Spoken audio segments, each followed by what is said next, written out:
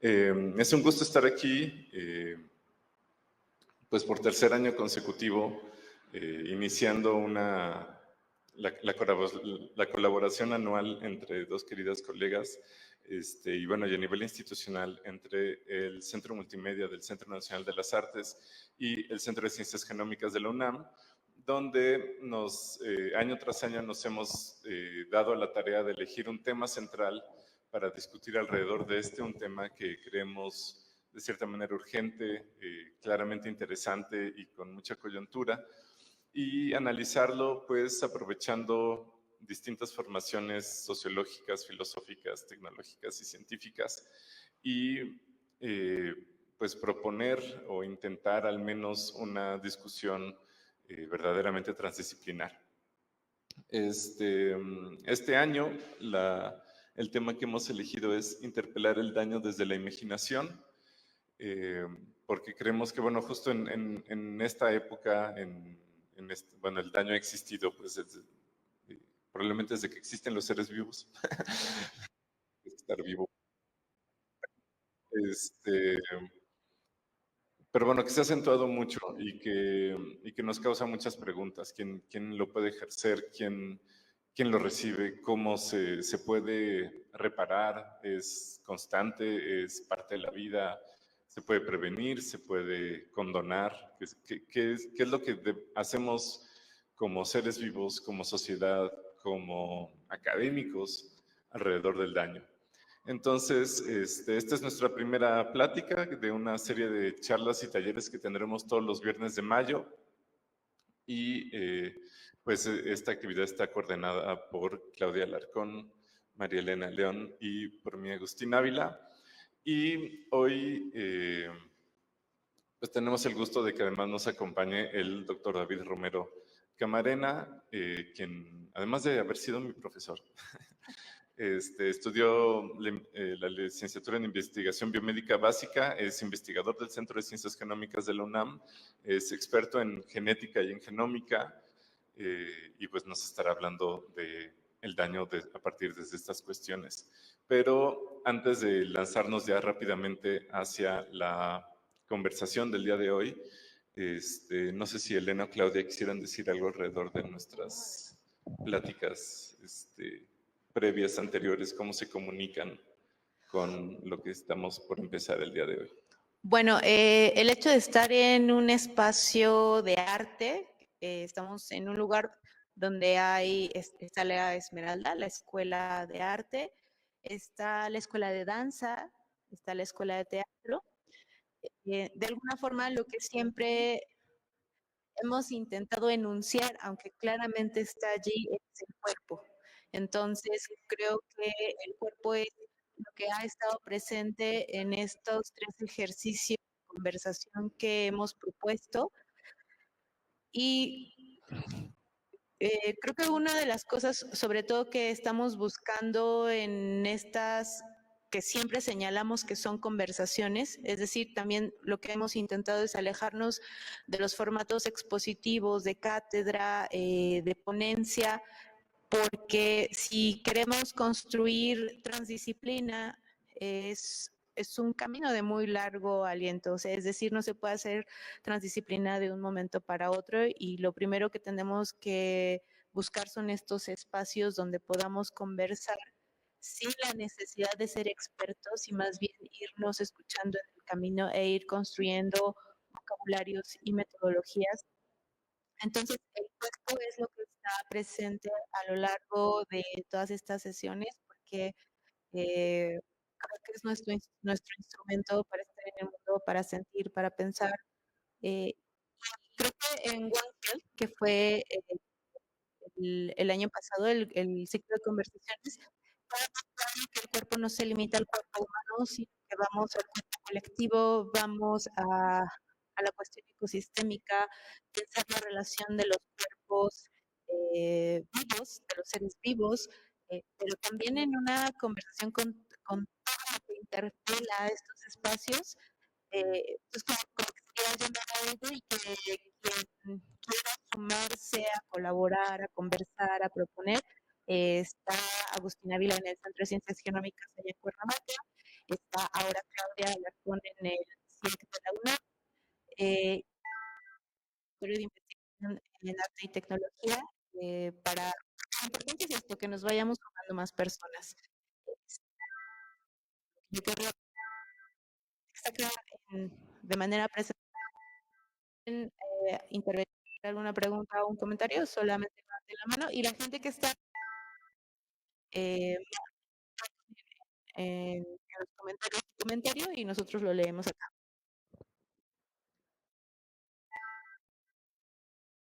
Pues estamos desde el Centro Nacional de las Artes transmitiendo y pues ya muy rápidamente nuestra primera sesión justamente fue sobre nuestra primera sesión de este tercer año de charlas fue sobre tecnologías de la justicia y el ADN.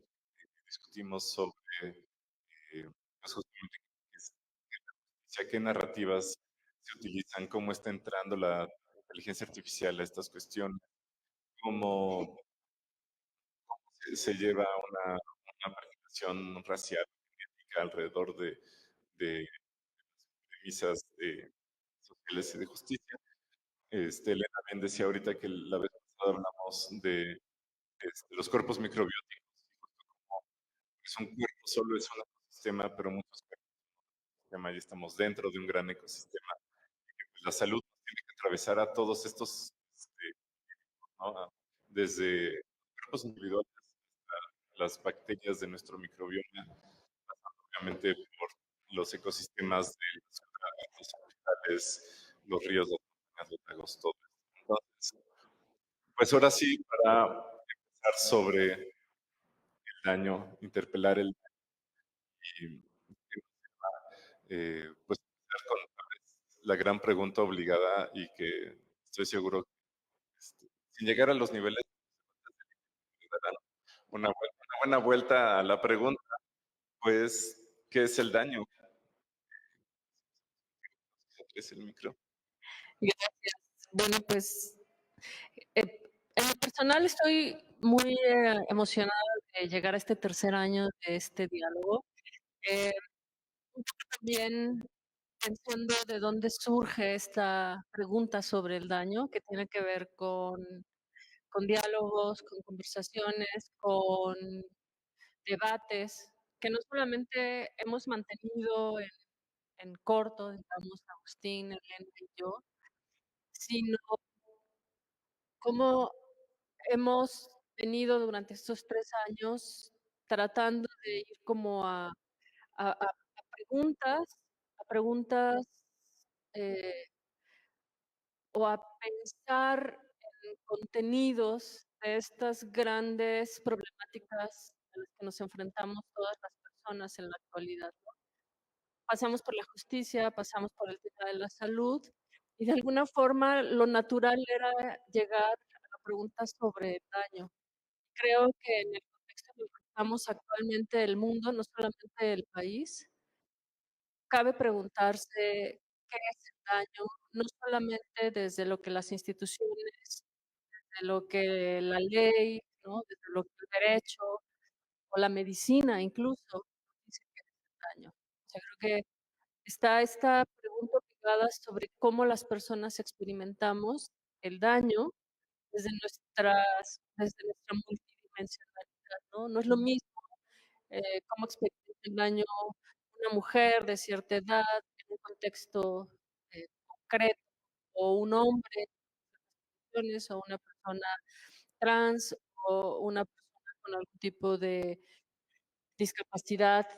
eh, Ahora hablamos de muchísimas variedades, o de una neurodivergencia, o todos estos conceptos que de alguna forma han querido explicar que el daño no es lo mismo para todas las personas. Y entonces, de repente pareciera que cuando alguien denuncia en el sentido, eh, expresa o manifiesta una experiencia que le está generando un daño, primero tiene que estar sometida a todos los filtros de la norma, ¿no? De la norma social, de la norma jurídica, de las convenciones ideológicas, de lo que uno tiene que, o sea, para que uno pueda decir efectivamente esto me está generando un daño.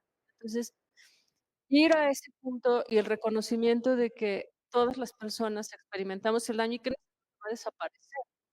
Simplemente, ¿cómo controlamos, cómo reducimos el riesgo de estar todo el tiempo bajo amenazas de mayor daño? Por lo tanto, creo que definir el daño como como una entidad que pudiéramos aplicar a cualquier experiencia humana, creo que sería de alguna forma equivocado, ¿no?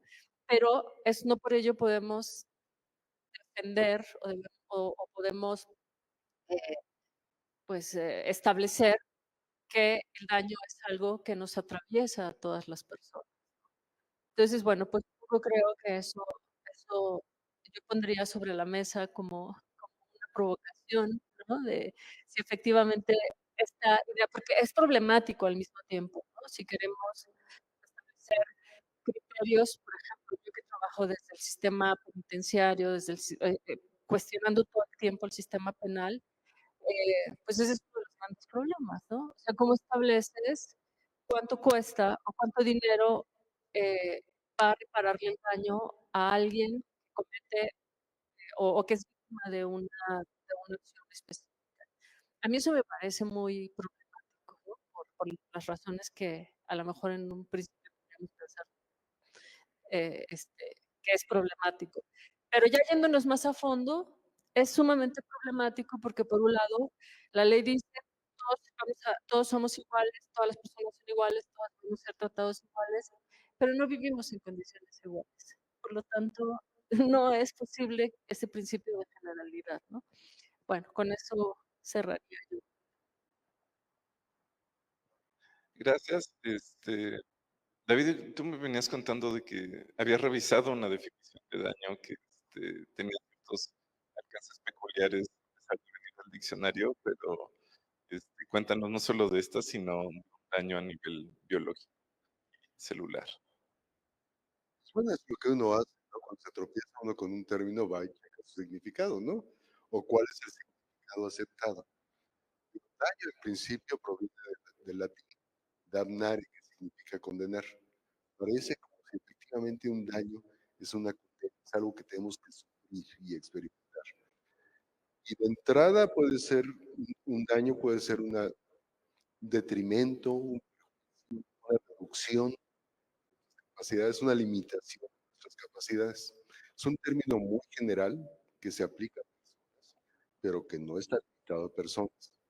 Se puede aplicar también a animales, se puede aplicar a ecosistemas. Somos receptores de daño, pero también podemos infligir daño, consciente o inconsciente. Eso es tal vez algo que tenemos que tener en cabeza. Se habla frecuentemente en daño en términos irreversibles y sí, definitivamente pueden haber daños irreversibles. La muerte es un tipo de daño irreversible. Pero aún así, como sociedad, como personas, como seres biológicos, tenemos maneras de mitigar ese daño, mecanismos para contender con ese daño. Y eso es tal vez lo que sería interesante de reconocer en nuestro actuar, esos mecanismos. Muy en términos generales podríamos decir, bueno, ante la posibilidad de daño podríamos ver la posibilidad de evitación, evitar aquello que nos causa daño. Es lo que buscamos todos tanto desde el momento en que nos ponemos en una situación confortable como hasta que tratamos de evitar aquellas experiencias lógicas que nos puedan hacer. La evitación es uno de los mecanismos. Podría haber otro de reparación. Enfrentados al daño, buscamos cómo regresar las cosas al estado en el cual nos encontramos. Eso es un mecanismo común en seres vivos cuando estudiamos a términos celulares, pero podemos encontrar también circunstancias sociales o ecológicas en las cuales puede haber mitigación. Si no puedo componer las cosas, por lo menos mitigo sus consecuencias de diferentes maneras. Por ejemplo, extremos de temperatura. Si mi propia capacidad de generar calor no puede contender con un clima frío, pues busco alguna manera de mitigar sus consecuencias.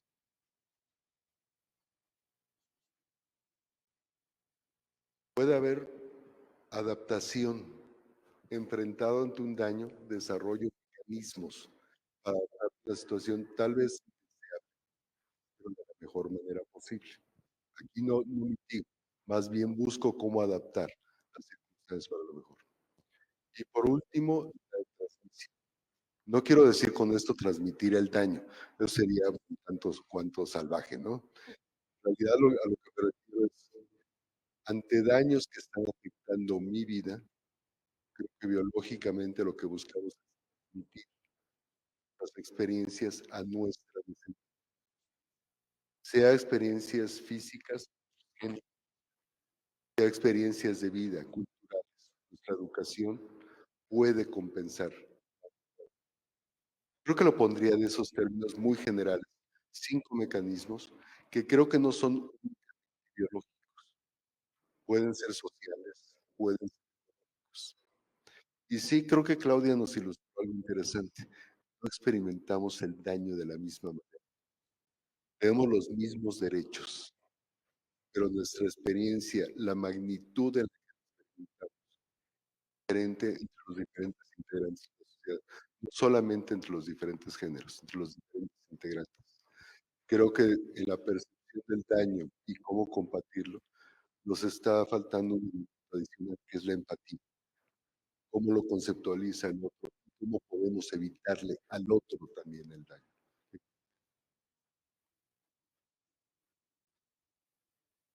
Gracias.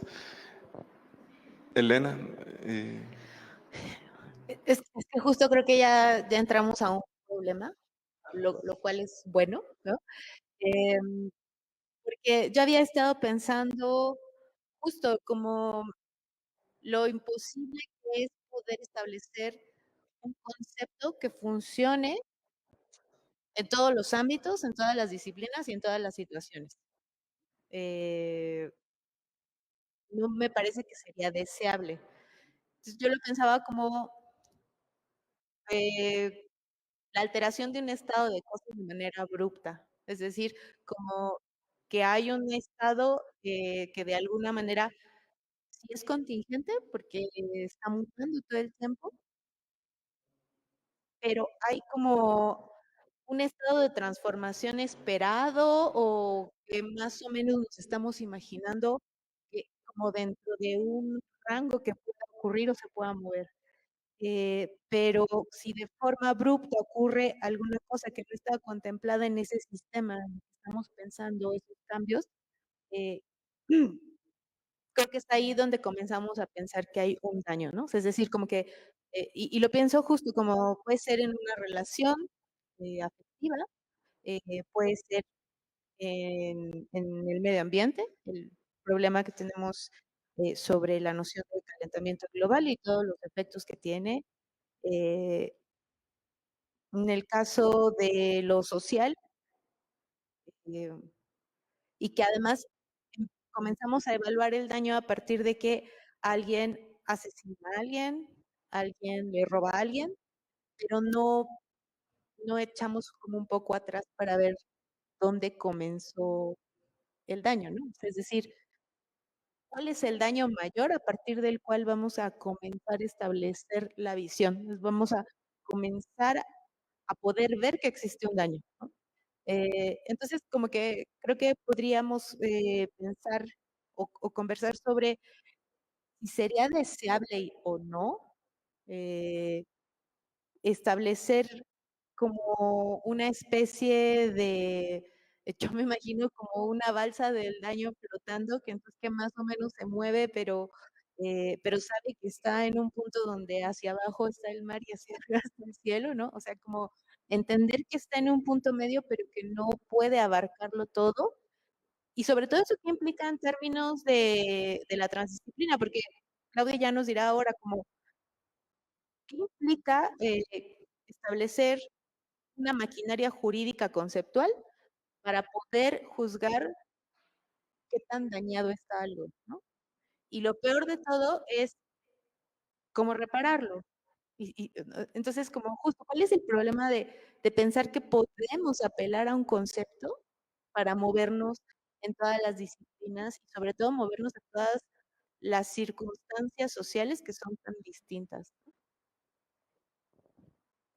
Gracias. Bueno, ya 5 minutos y ya volvimos a concluir que las universalidades no nos sirven para grandes cosas, como cada año, pero las Klaus con la plantación que hizo Elena. Em, Estaba pensando justo en esta pregunta sobre si es posible establecer, configurar un acuerdo objetivo, ¿no? Pensando en el reto que siempre enfrentamos desde la transdisciplina, ¿no? Esta idea de que la transdisciplina pareciera enemiga de la objetividad, ¿no? Solo la disciplina puede ser objetiva. Eh, y justo creo que si nos reconciliáramos con la idea de que hay conocimiento a pesar de la objetividad, podríamos atender problemas de muchísima complejidad. Y voy a poner ejemplos que conozco, ¿no? De manera cercana. Uno de ellos es cómo involucramos esta tendencia, esta moda de los estudios neurocientíficos en los espacios penales, ¿no? En los espacios de justicia. Ahora está teniendo muchísimo auge y esto también ha sido un tema recurrente en las otras dos experiencias previas.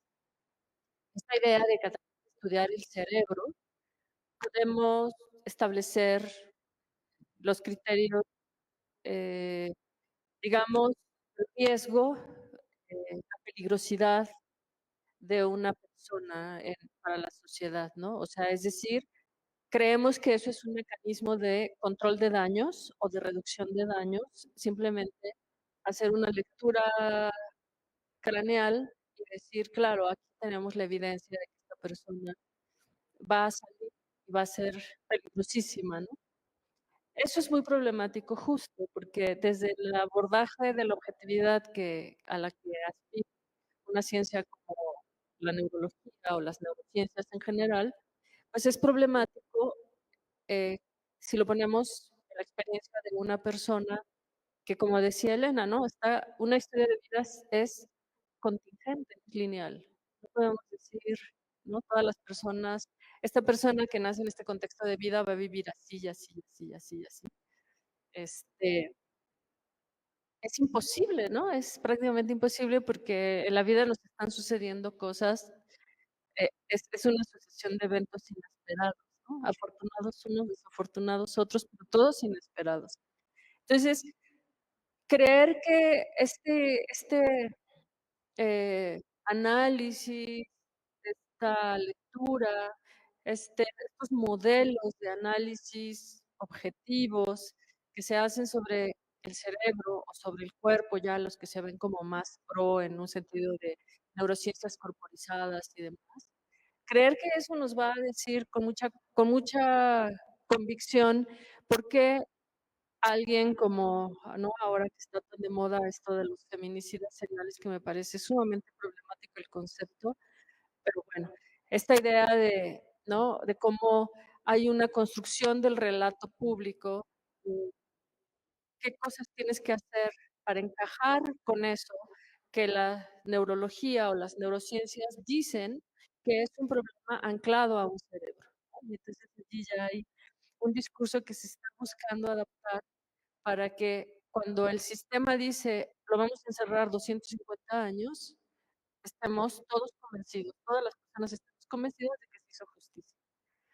Y entonces es un gran cuento, ¿no? Es como esta gran ficción en la que participamos todas las personas y vemos allí ya, ¿no? Ah, pues 200 años de cárcel, 50 años, ya sí se hizo justicia y seguimos con nuestra vida.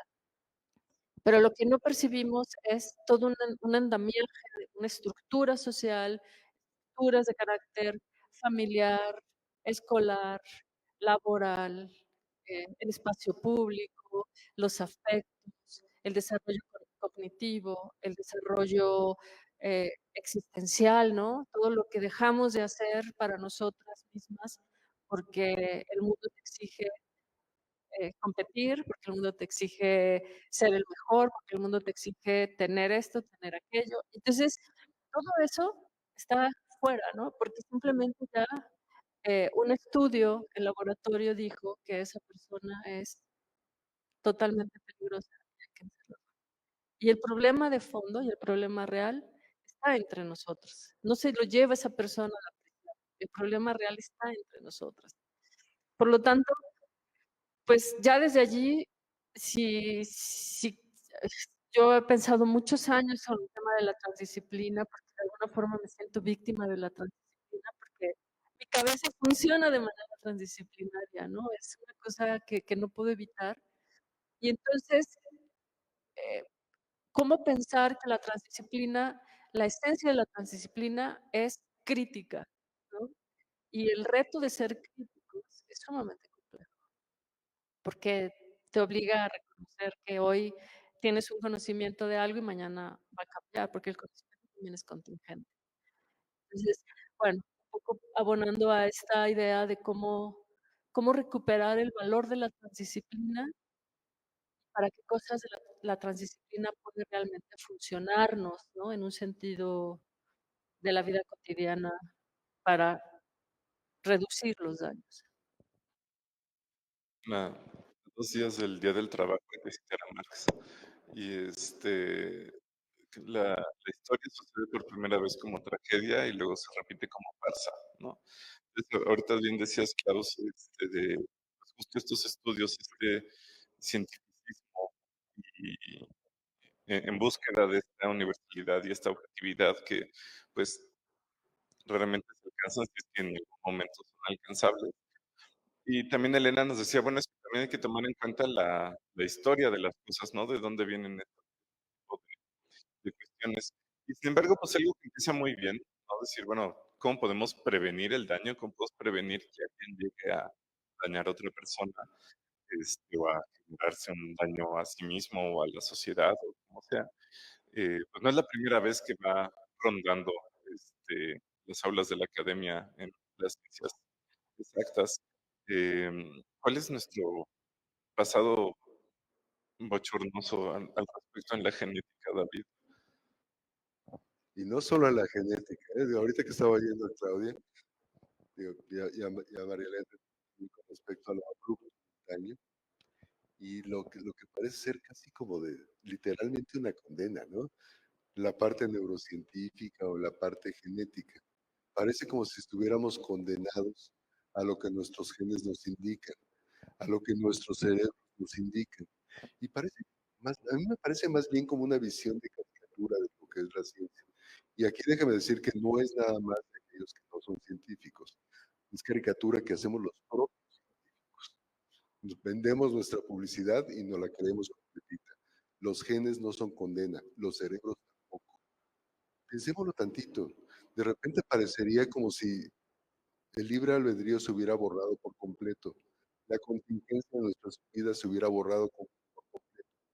Yo hice lo que hice, infligí el daño que porque mis genes me obligaron o mi cerebro me obligó. Es una visión muy caricaturesca. En la práctica no es así. En la práctica respondemos. Somos seres vivos en respuesta a nuestro entorno. No es nuestros genes, nuestros cerebros sin el entorno. Somos con nuestro entorno. Entonces, en ese sentido, si no pudiéramos responder a nuestro entorno, seríamos como esas máquinas que hablaba, ¿no? Los seres vivos respondemos maquinalmente a lo que nos pasa a nuestros alrededores. No, tenemos una relación mucho más intensa con nuestros alrededores. En términos experimentales, tendemos a reducir las cosas a condiciones muy ideales. ¿Qué quiere decir? Condiciones que tengo completamente controladas. Pero imaginemos por un momento nuestras vidas en condiciones completamente controladas. Serían tediosas, serían aburridas, no serían una vida digna de vivirse. Cualquier científico les puede decir, esto es válido en estas estrechas condiciones, pero muévalo tantito y no va a ser válido. Entonces, en ese sentido, no solamente no es una visión real, necesitamos la visibilidad para darnos cuenta cuán irreal es, cuán flexible es, cuán variable es. No vivamos con esa visión de que la ciencia, por un lado, la ciencia exacta y natural nos puede dar todo. No, es parte. gusta del todo. No vivamos la propia publicidad de los científicos de que esto es lo único que hay que ver. No, hay muchas cosas que son absolutamente necesarios como para hacernos conscientes de lo limitado de nuestro esquema de existencia y lo mucho que lo podemos enriquecer, hablando entre otros. Recomiendo un libro delicioso a Carolín Criado Pérez, que Agustín se va a acordar el título, y ahorita no en el cual se dedica a criticar mucho de las simplificaciones en las cuales puede caer la ciencia exacta, nada más por un pequeño detalle, dedicarse a estudiar exclusivamente las respuestas de animales machos, de animales. Todas cosas son deliciosas. Literalmente percibimos diferente la temperatura. Ustedes lo habrán visto. En cualquier sala que tenga un aire acondicionado es divertidísimo si dejan que un hombre controle la temperatura o que una mujer controle la temperatura. Lo sentimos diferente. El frío lo sienten las mujeres diferente a lo que lo sentimos los hombres. Qué curioso de que sea fácil de percibirlo en un salón y le haya sido tan difícil percibir a los científicos estas diferencias de temperatura. Simplemente porque estamos viendo un sector de una manera muy controlada. Tenemos orejitas que nos impiden ver lo demás. Abramos otra disciplina y todos vamos a estar. Hay una pregunta de Lupe Fuentes. ¿A nivel celular el daño se replica y se integra al sistema? Pregunta. ¿Hay una suerte de estado primigenio de no daño que va a perderse inexorablemente? A nivel biológico, sí, efectivamente hay un estado original, el cómo recibimos nuestro objeto. Puede haber un daño, pero la primera respuesta celular es, si no puede evitar ese daño, es reparar ese daño. Si no puede repararlo al estado exacto como estaba, lo repara como para mitigar el mayor. Un daño sin reparar puede llevar a la muerte. Entonces, no importa cómo, pero se repara para evitar la muerte. ¿Tiene un ejemplo? ¿Cómo? ¿Tiene un ejemplo? Sí, por ejemplo, tratamiento con rayos X puede ocasionar rupturas en nuestro material genético. Lo primero que hace la célula para evitar ese daño es reparar de inmediato el corte. Se corta el genoma, lo repara tal cual. Si no lo puede reparar con el segmento que seguía, lo hace con cualquier segmento. Se me partió el genoma en 3 pedazos. Uno las puntas como puede. ¿Qué evita eso? No el daño. Efectivamente, si uno piezas que no son contiguas, voy a ocasionar un daño, pero voy a evitar la muerte. Un genoma sin reparación me lleva a la muerte. Todo antes de morir.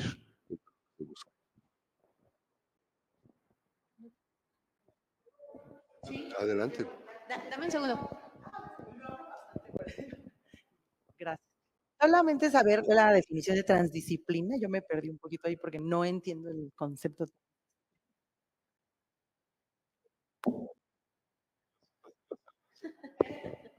Bueno, hay, así como que haya una definición como en nada, pues, en realidad está siempre como esta triada, ¿no? De la multidisciplina, la interdisciplina y la transdisciplina, que aparentemente son eh, organizaciones en las que el conocimiento de las disciplinas, estrictamente hablando, se conforma, ¿no? Hablando un poco, un análisis multidisciplinario sería que de repente aquí nos reuniéramos con un problema específico, varias personas de diferentes, formadas en disciplinas distintas, y decir, bueno, desde donde yo lo veo, mi disciplina diría que este fenómeno es esto, responde a esto, tiene estas características, estos rasgos, ¿no? Cada una de las. Ya algo más interdisciplinario, podríamos hablar de cosas como, por ejemplo, esto que decía, ¿no? El neuroderecho.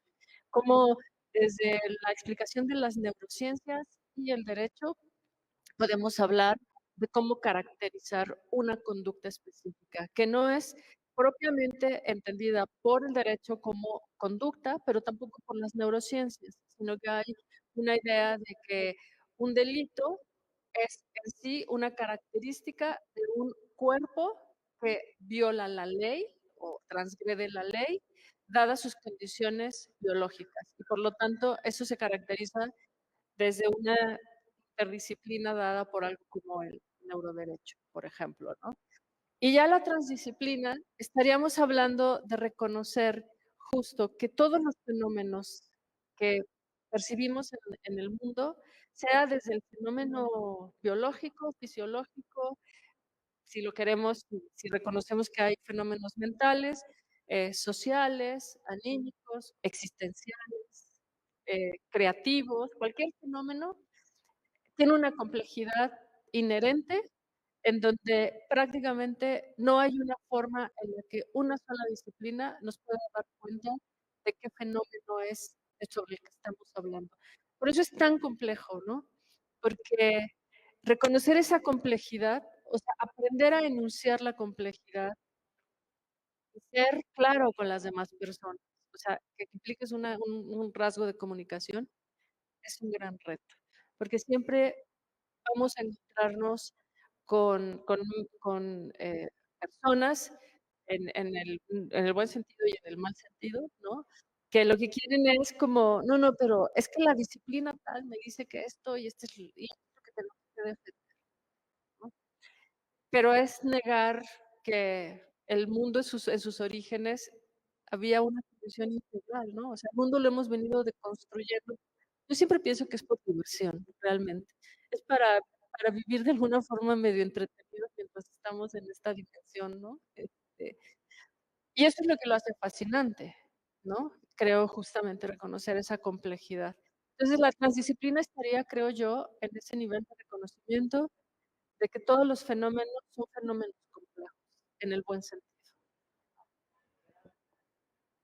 Yo agregaría a propósito de que esta serie de charlas se llaman Interpretar el daño desde la imaginación. Yo agregaría que en la transdisciplina hemos sido capaces, o sea, en ese mundo ideal, hemos sido capaces de reconocer que la construcción de vocabularios y de metodologías está sesgada.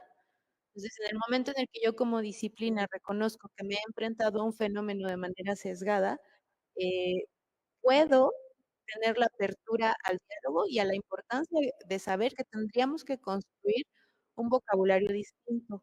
Y este vocabulario no tendría que ser para siempre. Está situado espaciotemporalmente en un momento, porque como ya dijo Claudia, el conocimiento también se está transformando, ¿no?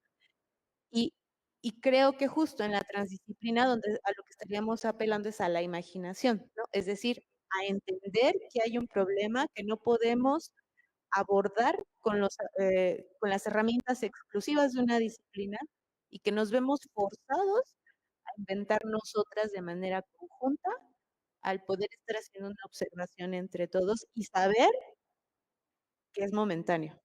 Yo pienso que allí el, la lectura que hace un filósofo que se llamó Gilbert Simondon sobre la cibernética un poco es eso, que como estados de comunicación que sirvan a un momento y a un problema específico, pero que son muy complejos porque que implica que personas, sobre todo, ya no pensar en esta multidisciplina que es físico-ingeniero, eh, sino o esta interdisciplina donde de alguna manera el abogado no cuestiona al neurofisiólogo, sino asume los conceptos de la neurofisiología y a mí me parece torpemente intenta meterlos al derecho, ¿no? Y aparte en un párrafo, en una ley, ¿no?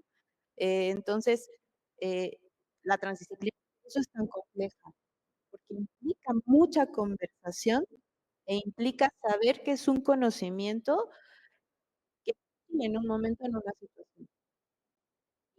Y entonces no volvemos a repetir que hay un conocimiento que es para siempre, inapelable, ¿no? Entonces, yo por eso solo agregaría eso, porque cuando estamos diciendo que desde la imaginación es que hay una necesidad de ponernos a imaginar cosas distintas.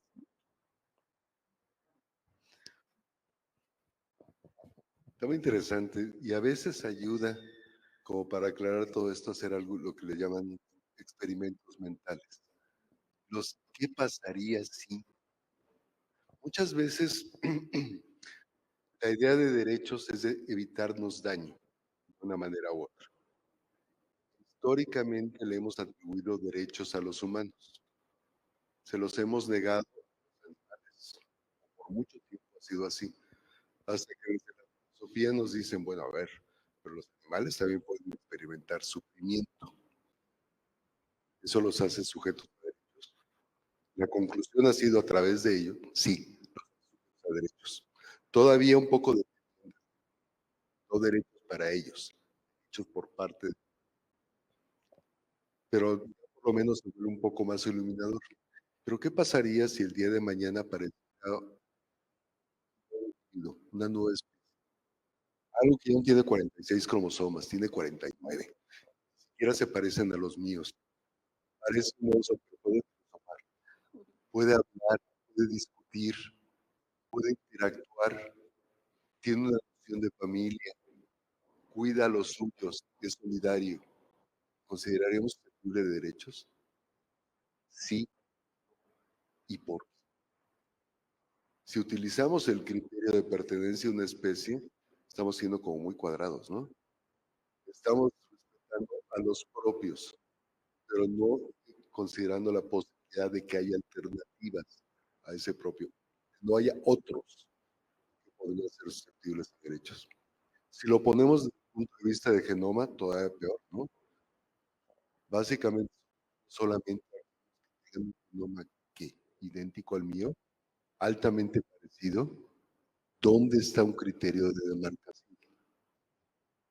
Lo hacemos por interacción. A mí en principio me parecería más, pero obviamente eso sería mucho más inclusivo y llevaríamos entonces un experimento mental, a ver tal vez las limitaciones de nuestro propio pensamiento y hasta dónde estamos dispuestos a avanzar.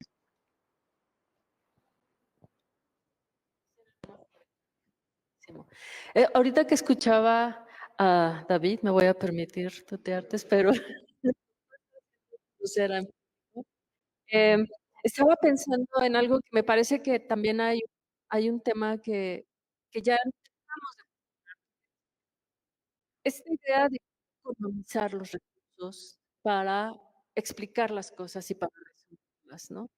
Claro, si nosotros nos pusiéramos a hacer este ejercicio como muy dentro de la subjetividad, dentro de la individualidad, las particularidades, ¿no? A lo mejor incluso de cada especie animal, ¿no? Alguien diría, bueno, ok, los perros, los gatos, que no son tan cercanos afectivamente ya, tienen una condición específica de derechos. Pero ¿qué pasaría si alguien dijera, tenemos que defender los derechos de los tardígrados, ¿no? Pues, ¿cómo? A ver, ¿de qué se trata, no? O sea, pero por supuesto que no, además ellos son muy resistentes y ahí eso nos implicaría un gasto, entre comillas, de energía, de tiempo, de investigación, para poder reconocer que todos los seres son, en su condición particular, sujetos de derechos. Pero que tiene que ver justo con una mirada totalmente antropocéntrica sobre nuestra relación con el mundo, ¿no? Esta idea de sigue estando, aunque hay mucho discurso de que ya no debería de ser así, seguimos pensando que el mundo está hecho en beneficio y para satisfacción, para goce, plenitud y realización de nosotros las personas. Cuando a lo mejor esa realización tendría que ver más con un dejar a, dejar a las otras especies simplemente hacer lo propio, ¿no? No estar como sujetas a esta necesidad o esta idea de que nosotras, las personas, necesitamos del mundo para sobrevivir. Y creo que también este ejercicio de la economía eh, nos hace creer que la objetividad es, es un recurso que nos hace ganar, ¿no? O sea, hay esta dicotomía entre la objetividad y la subjetividad. Y en el caso del daño, regresando un poco a estas reflexiones que venimos haciendo sobre el daño, hablar del daño con objetividad y hablar del daño con subjetividad son procesos de, de naturaleza muy distinta, que nos van a requerir recursos, nuestra subjetividad nos va a requerir más recursos, pero a lo mejor nos va a dejar ver otras cosas que son necesarias también. Bueno, yo creo que hay que escribir un libro de los derechos de los tardígrados. Es- bueno, aquí hay una pregunta de Frida Lin. ¿Cómo implementamos el ser antipunitivo en situaciones sociales actuales como los feminicidios o consecuencias sociales del CO, no sé, CO, crimen organizado? ¿Existen dinámicas que puedan salir de las dinámicas punitivas? ¿Cómo entienden ustedes, me imagino que la reparación? No, no, adelante.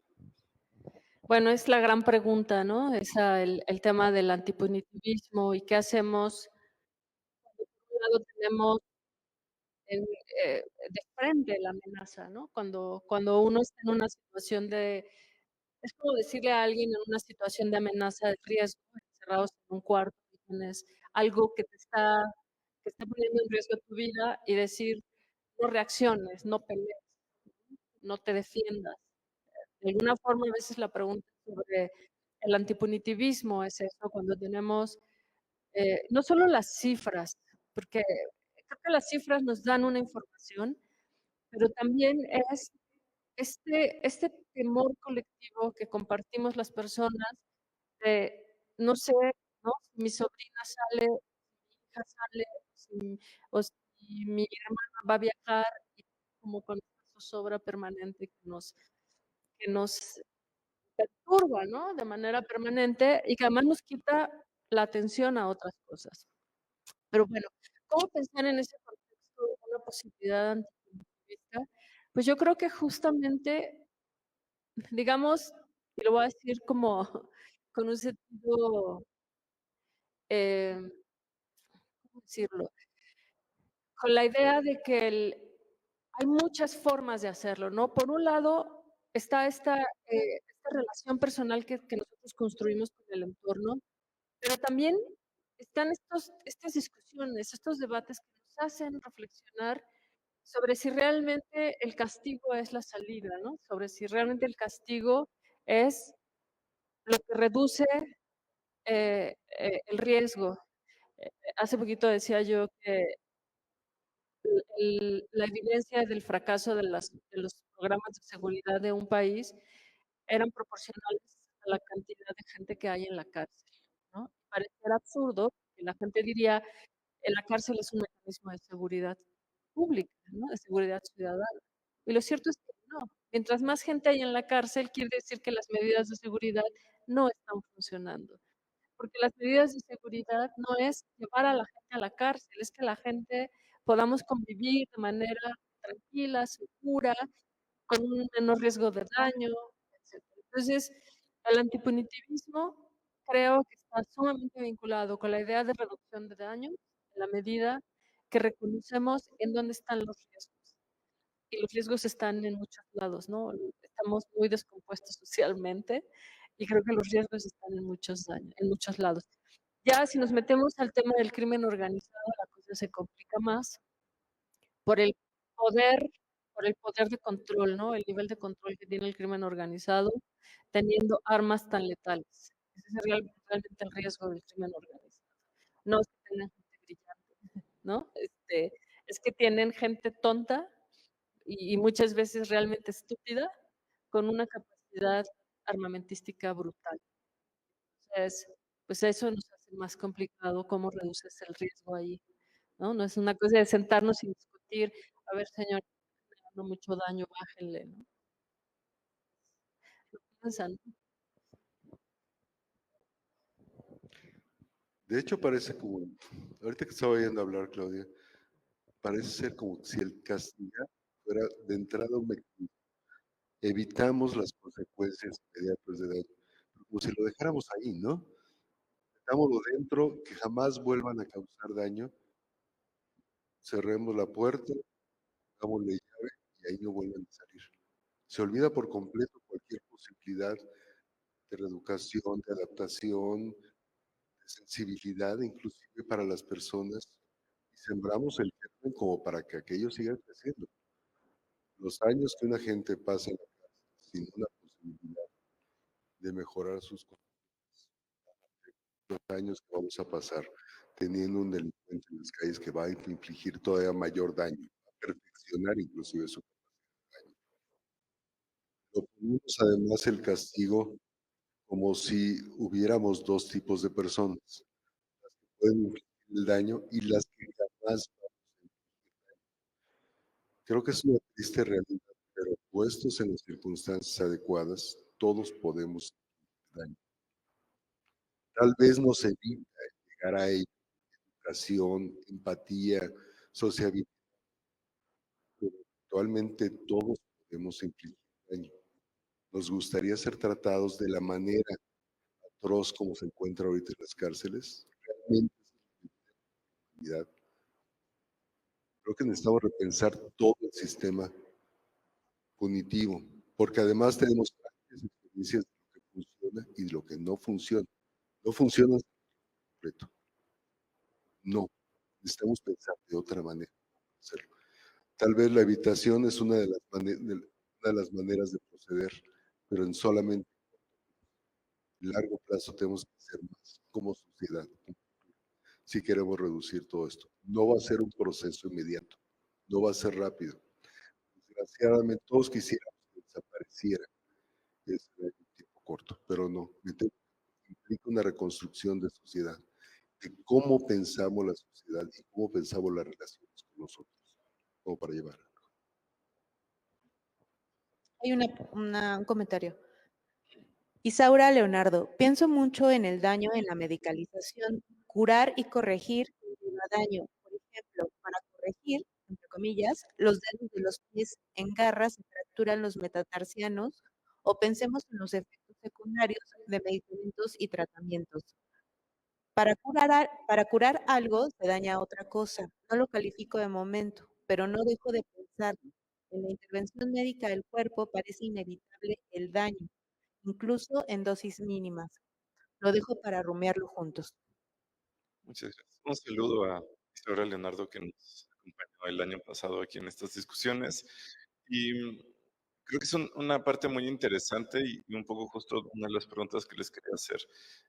Si realmente es evitable del todo o más bien desde el otro lado. ¿Qué ganamos al aceptar el daño como parte de la vida, de estar vivos, ¿no? Ella lo menciona desde unas enfermedades en específico, pero incluso si lo pensamos en el proceso de desarrollo de un organismo, o sea, cuando somos embriones tenemos las manos palmeadas, tenemos pliegues entre los dedos, ¿no? Y las células que están formando esos pliegues, pues tienen que morirse, tienen que pasar por apoptosis, para que después nos quedemos con los dos como los tenemos. Y pues creo que la muerte celular puede caer dentro de la definición de daño, ¿no?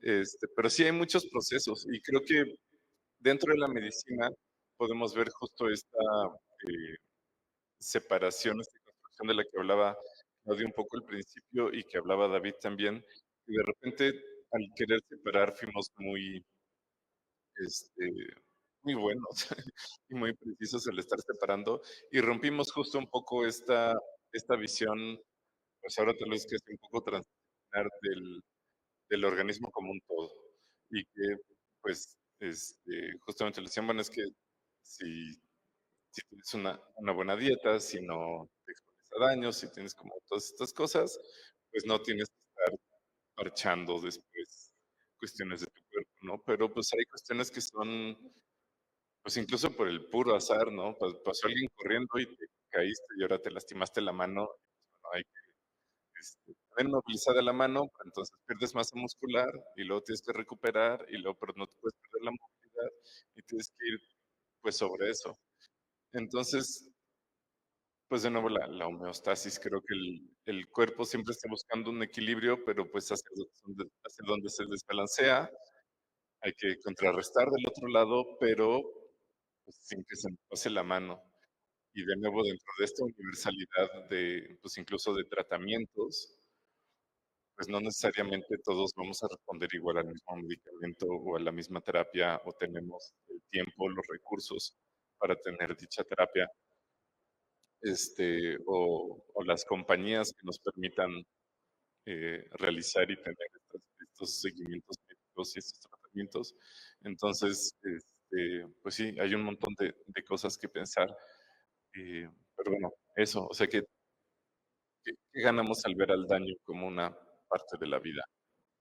Tenemos. Como ciclista accidentado, sí quiero hablar al respecto de la medicalización. Ciertamente algunos tratamientos son dolorosos, llevan tiempo, es difícil reponerse de ellos. Pero digamos que el principio que va detrás de medicina es de tratar de mitigar el daño mayor, muerte, pérdida de uso de un miembro. Sí, puede ser válido un sufrimiento por un tiempo temporal si se recupera esa capacidad. Digamos que soy afortunado de haber sufrido esos tratamientos, experimentado esos tratamientos en estas épocas y ya es aceptado común y hasta obligado que se le pregunte al paciente cuál es su intención, qué es lo que está dispuesto a aceptar. Si hubiera sido hace 50 años, me hubieran metido, me hubieran puesto 6 placas por todos lados y a lo mejor hubiera reducido mi capacidad de movimiento. El médico decidía por uno. Sí hemos avanzado en ese sentido. Espero que sigamos avanzando, sobre todo en aquellos tratamientos más hacia el final de la vida. Si era solamente la idea de prevenir la muerte por encima de cualquier cosa, puede ser que quede una vida en la cual yo por lo menos quisiera vivir. Y sí creo que en ese sentido mi opinión y mi deseo deben de ser tomados en cuenta. Algo que todavía nuestras normas, nuestras leyes no consideran. Creo que es un punto de discusión. Realmente la muerte es el daño mayor que hay que evitar bajo cualquier concepto. Yo creo que no.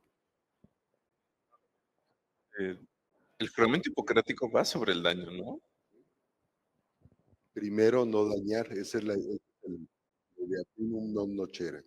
Primero, no dañes. Y en ese sentido puede implicar no actuar si vas a dañar. Claro, aunque estoy pensando muchas cosas al mismo tiempo y estoy tratando de elegir por dónde, qué camino tomo, ¿no? Eh, tratando de recuperar el comentario de Isaura, ¿no? Em, y que tiene que ver con el tema de la disciplina también. Ahorita que escuchaba la pregunta de Isaura, pensaba justo en esto que decía David antes, respecto a lo mejor la cárcel o el castigo pudiera parecer una solución, pero es una solución que genera más daño, ¿no? Ese es uno de los grandes problemas con la prisión. Em, y cómo el entender eso desde la enfermedad o desde el padecimiento, desde la clínica, desde la medicina, también se convierte como un ejercicio conceptual que nos permite explicar o pensar otros problemas, ¿no? O sea, es decir, hay cierto símil, hay cierta analogía entre esto que describe Isaura como qué pasa cuando en la enfermedad, a veces el tratamiento es también generador de un daño, ¿no? Pareciera contradictorio con la idea de que la búsqueda es la recuperación y estar sano. Pero eso mismo pasa en en ciertos modelos de atención de lo social, ¿no? Como la cárcel, como el castigo. Que si te castigo porque hiciste esto, pero también te estoy generando un daño para esto otro, ¿no? Entonces no es tan sencillo que quería comentar. Si no nos escuchan los que están en línea. Gracias. Bueno, por ejemplo, la película de Naranja Mecánica, ¿no? Que le causan un trauma al chico para que deje de ser un problema social, porque pues ahora se tiene que insertar en la sociedad, pero como alguien muy blando de ideas o de lo que sea, ahí le causó el tratamiento un problema a él mismo y a la sociedad, ¿no? Y por ejemplo, el caso de, bueno, voy a poner ejemplos, ¿no? De Selena, que la mató esta señora y ahorita ya todo el mundo está, ay, iba a salir de la cárcel y ahora ¿dónde quién nos regresa a Selena? Bueno, ahí sigue su legado de canciones, ¿no? Por eso dejo eso. Y mencionar ahora que, bueno, está de moda de las redes sociales. Yo seguía mucho a un chico de Sonora, que es muy buen chico, es muy joven, pero no sé si lo vieron, no recuerdo su nombre y siempre decía, chille, y le pegaba la carne, ¿no? Entonces, yo mucha gente se dejó, porque sí, yo creo que sí se le puede hacer daño a un muerto, al animal o a la persona, porque si alguien se pone a golpear un cadáver, pues el cadáver no siente, pero eso cómo repercute en la sociedad, ¿no? De bueno, yo me voy a comer esa carne a la cual está golpeando y a mucha gente le molesta, ¿no? Entonces, bueno, de eso, de lo que estamos comentando, me recuerda a estos ejemplos.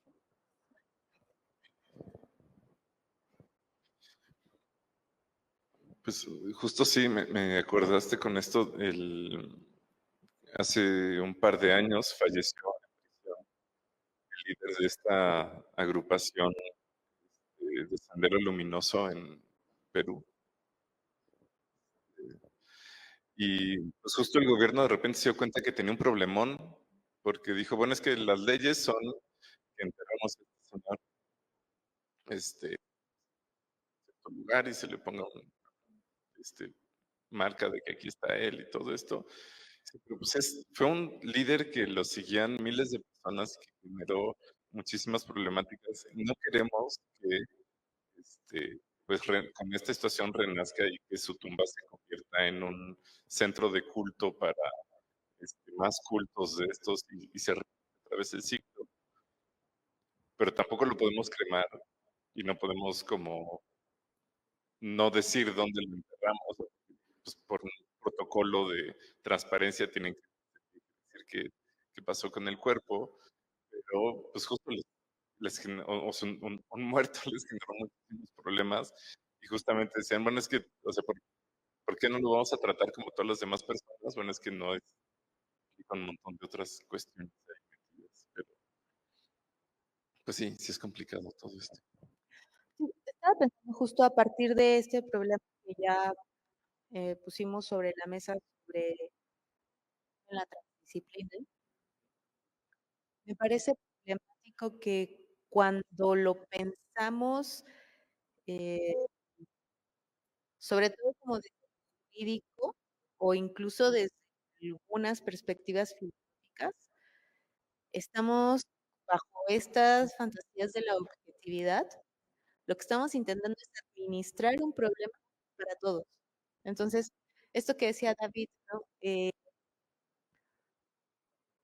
No solamente, a mí me parece que no solamente se trata de qué hacemos con la persona que dañó, sino qué hago yo con mis daños. Es decir, ¿qué hago yo con mi daño? Pienso como cuando te dicen que cada quien se va con su golpe, ¿no? Por ejemplo, en la calle. Eh, pero, pero es que, pues, es decir, creo que muy pocas veces pensamos qué hacer nosotros eh, con una situación que puede llegar a ser traumática, dolorosa, difícil, pero que justamente, y esto es un problema que aborda Hannah Arendt cuando está pensando en la noción de perdón, no en el perdón cristiano, sino cómo no replico este daño en los otros. Es decir, cuando una situación muy común es, mando a la cárcel a esta persona que tiene estos hijos, eh, ¿y qué pasa con esa familia?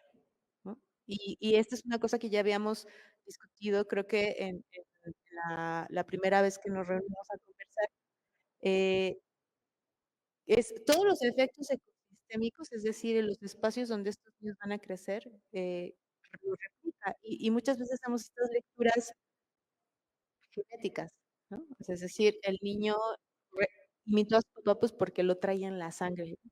Pero en realidad es que seguimos vulnerando esos cuerpos para que se puedan repetir las situaciones. Entonces, sí me parece muy irresponsable que la disciplina se asuma la administradora de algo para todos y no más bien cómo esas preguntas también nos las hacemos y pensar que no es la disciplina y el experto que tiene que abordar un problema tan tremendo como el daño, sino que implica un proceso de pensamiento constante a todas las situaciones en las que estamos dañados, ¿no? O sea, es decir, ¿cuál es la importancia que desde la singularidad nos estemos haciendo esta pregunta? Muchos científicos tendemos a pensar, casi como decía Platón, la república tiene que estar regida por En este caso lo hemos cambiado a la república tiene que estar regida por científicos. Ambas observaciones son equivocadas. Si acaso somos parte de la solución, pero tenemos que interactuar con muchas otras personas, muchos diferentes puntos de vista, si esperamos tener una mejor normatividad, una mejor manera de vivir. Arendt es una filósofa particularmente importante. Además, ella hablaba de la banalidad del mal, la maldad. En ese sentido, sí reconocía que podíamos caer en la maldad todos. En ese sentido, el castigo que se pone nos puede afectar a todos. Puede afectar inclusive a aquellos que no estaban involucrados, como la familia directa. En la génesis de la violencia que estamos viendo tiene mucho que ver el entorno social, la idealización que se haga de aquellos que han triunfado en la vida, lo que creo que el fenómeno del crimen organizado está limitado mucho por una distorsión de lo que es una conducción social habitual. Hay nuevos triunfadores, por aberrante que nos parezca. Narco es un triunfador en muchos sentidos. Desde luego no pienso eso, pero sí es algo que forma ya parte del hecho, una parte de la sociedad, y tenemos que actuar sobre eso si queremos lograr algo. Hay una pregunta de Mónica Méndola.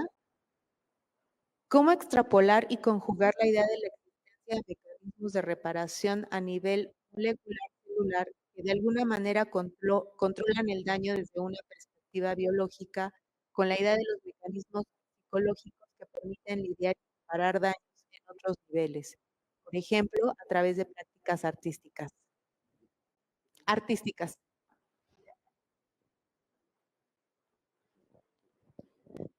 Bueno, pues la pregunta creo que de alguna forma me, me sirve muy bien porque quería incluso conectarlo con algo que acababan de decir, que yo creo que tampoco se trata de esta idea de decir, bueno, entonces, ¿con qué disciplina nos quedamos? ¿No?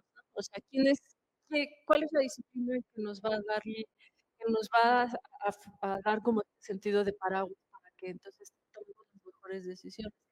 Quizás el reto en cualquier experiencia sea multi, trans, interdisciplinaria, es que de lo que aporta cada perspectiva implica un beneficio, ¿no? Para, si estamos pensando en, voy a decir objeto o fenómeno, tratando de ser como muy abarcativa, ¿no? De que estamos hablando de un ecosistema, estamos hablando de alguna especie o una persona o la especie humana. Eh, ¿Qué sería lo que nos representa? Y creo que el reto muchas veces es reconocer que no solamente el conocimiento científico es el que nos va a dar la respuesta. Muchas veces es el conocimiento científico el que nos va a dar la respuesta y tiene que ver con esto, ¿no?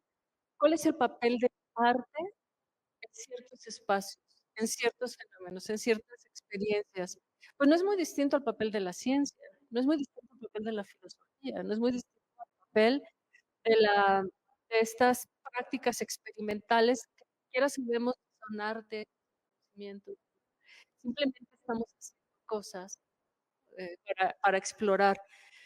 Eh, por lo tanto, justo creo que cuando pensamos el arte, no solamente como esta cosa exquisita, ¿no? Para unos cuantos, para este grupo de gente que sí puede entender por qué es sensible, y me gustó mucho ahorita que decía David, para la gente de la prisión, ¿no? ¿Qué hacemos para que la gente en la cárcel deje de ser, no, no deje de ser personas sensibles? ¿No? Yo creo que ese sería el primer punto. ¿Cómo hacemos para no perder la sensibilidad? El mundo nos quiere insensibles. El mundo quiere que seamos personas que no sentimos empatía, que no nos conmovemos, que no sufrimos, ¿no? Ahora está de moda hacer público que uno llora. ¿Por qué? ¿Por qué es tan ridículo decirle al mundo que alguien llora? Porque es decir, como el sistema no ha podido, ¿no? Pero en realidad es la banalidad de la gente molestándose porque alguien cachetea un bistec, ¿no? O sea, es esa banalidad del mal también. Entonces, porque la sensibilidad es algo íntimo, es algo que vivimos con nosotros, con la intimidad de las personas. El arte también nos da eso, porque sin arte, si me pusieran a elegir, pues si me dijeras, ¿qué prefieres, vivir con puro arte o con pura ciencia? Pues el tiempo estaría allí, ¿no? Pero también lo pienso que la ciencia en muchos sentidos tiene mucho de artístico también, ¿no? También hay algo que está motivando la imaginación, la creatividad, la experiencia, la sensibilidad, los afectos, la ciencia, como los traen. Entonces, cuando hacemos estas reflexiones, creo que poco a poco nos vamos dando cuenta que las disciplinas no son tan distintas como a veces hemos creído que lo son. Y que en el fondo lo que estamos explorando es todas las capacidades y todas las potencialidades que tenemos los seres humanos de manifestar nuestra existencia, ¿no? Sea haciendo ecuaciones, sea estudiando las células, sea estudiando preguntas complejísimas, eh, ¿no? Muy abstractas, sea hablando de qué es la literatura, qué es la pintura, qué hace la danza, porque los cuerpos se pueden mover de ciertas formas, pues simplemente es este variopinto de manifestaciones humanas. Sobre estos, que hablaba de los mecanismos bioquímicos y cómo pasar al arte y hablar del daño, voy a hacer promoción de la morelense. Hay una bailarina y coreógrafa morelense, Silvia Muedano, que realiza un proyecto que se llama Disinesia. Justamente ella como bailarina analizaba distintos trastornos de movimiento. Y bueno, es que siempre en la danza me han dicho que hay que buscar el movimiento orgánico del cuerpo. Dice, pero pues aquí para algunos trastornos de movimiento hay una explicación bioquímica, genética, de un montón de otras cosas, que genera que la gente se mueva involuntariamente, pero pues es su cuerpo lo que está, el que se está moviendo. O sea, ¿cómo esto no va a ser un movimiento orgánico? ¿No? Entonces, a través de esto decir, bueno, pues vamos a montar una coreografía donde se utilice este lenguaje de movimiento de un cuerpo a veces se podría ver como dañado para, pues esto, para mostrar que también se puede crear y se puede hacer un lenguaje con esto. Entonces, creo que ese es un ejemplo muy preciso sobre esta pregunta. Creo que, David. Ahorita que te veía al respecto de la belleza, sí, un querido amigo mío ya fallecido, no Calvo, solía decir que hacemos ciencia para encontrar lo bello. Y frecuentemente a las hipótesis científicas que le sentimos que explican cosas, usamos ese adjetivo para referirnos a ella. Es bello. Si no la explica, es feo, es desagradable, es forzado. Y sí, ciertamente mientras más explicativa sea, mejor para nosotros, más bella es. Sí buscamos eso. Y sí, aciertas también, los científicos solemos ser creativos en otras cosas. Muchos son músicos. Yo en lo particular me encanta la cocina y es completamente liberadora. Es como hacer experimentos, pero con completa liberación. Y me como los resultados, desde luego, ¿no? Entonces, sí, sí lo buscamos para lo bello. Y creo que también la belleza, el arte, eso también son importantes aún en entornos penitenciarios. Particularmente importante. Hay un libro de Stephen King, que después hubo una película que se llama La redención de Shawshank, tradujeron malamente en español como Sueños de Fuga, en el cual alguien que está preso de repente cae en sus manos una colección de música clásica, cierra la caseta de proyección y pone un área de ópera y la escena es maravillosa. No solamente él está con una cara complacida, que logró escapar del horror de la cárcel en la cual se encontraba, sino que todos los presos detienen sus labores y escuchan esa área como si un pájaro se hubiera metido dentro de la prisión y ahora él encuentra todo. Devuelve un pájaro a esos prisioneros. Xochitl Hernández, ¿qué herramientas aporta la transdisciplina para observar los niveles del daño? Es decir, por la complejidad de definir el daño que por un lado puede mirarse como un disturbio de una organización colectiva individual o cambios de estado que después son integrados o que pasan por procesos de adaptación y por otro, un daño intencionado. por otro, un daño intencionado.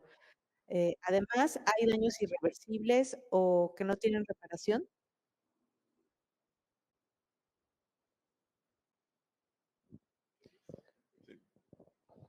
Bueno, a nivel biológico sí, sí hay daños irreversibles que no tienen reparación, la muerte es uno de ellos. Lo más que podemos hacer con la muerte es transmitir nuestras experiencias, nuestros genes para las siguientes generaciones. Ciertamente hay algo irreversible, pero desde luego hay cosas que hacer antes de llegar a ese extremo irreversible. Y lo mismo creo que se aplica en situaciones criminales. Creo que el conjunto de aquellos que no pudieran readaptarse, incorporarse a la sociedad, es un conjunto muy pequeño. Creo que en principio debemos vibrar sobre de la idea de que podemos recuperar, podemos revertir los daños.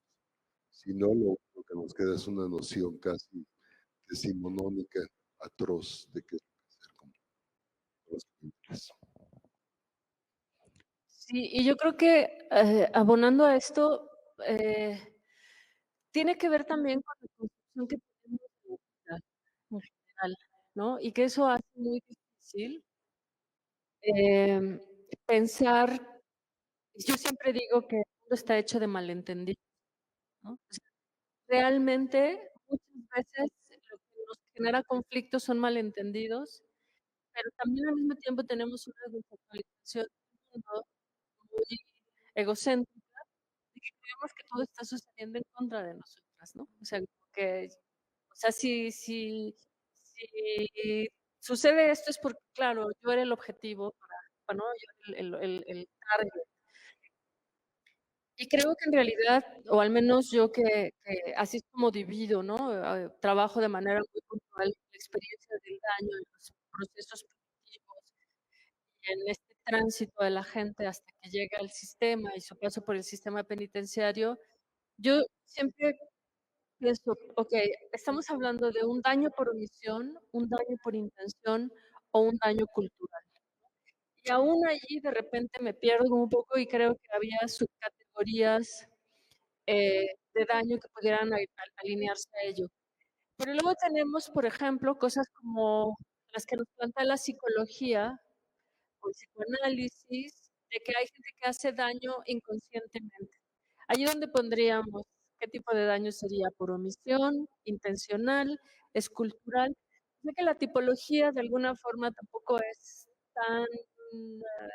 tan rigurosa en el sentido de poder distinguirlo, ¿no? Pero al mismo tiempo, creo que si nosotros reconociéramos desde una concepción distinta de lo humano, que somos cuerpos, somos corporalidades en toda la extensión de la palabra, en permanente elaboración, en permanente creación, no tanto en construcción, ¿no? En permanente creación.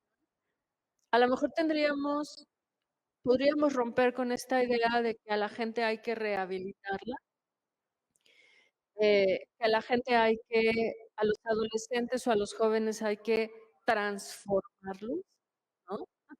Porque nosotros como adultos sabemos cómo hay que ser un buen adulto, aunque por otro lado tenemos una gran cantidad de adultos sufriendo porque no saben cómo ser adultos, pero al mismo tiempo creemos que hay una autoridad para decirle a la gente joven cómo ser adulto.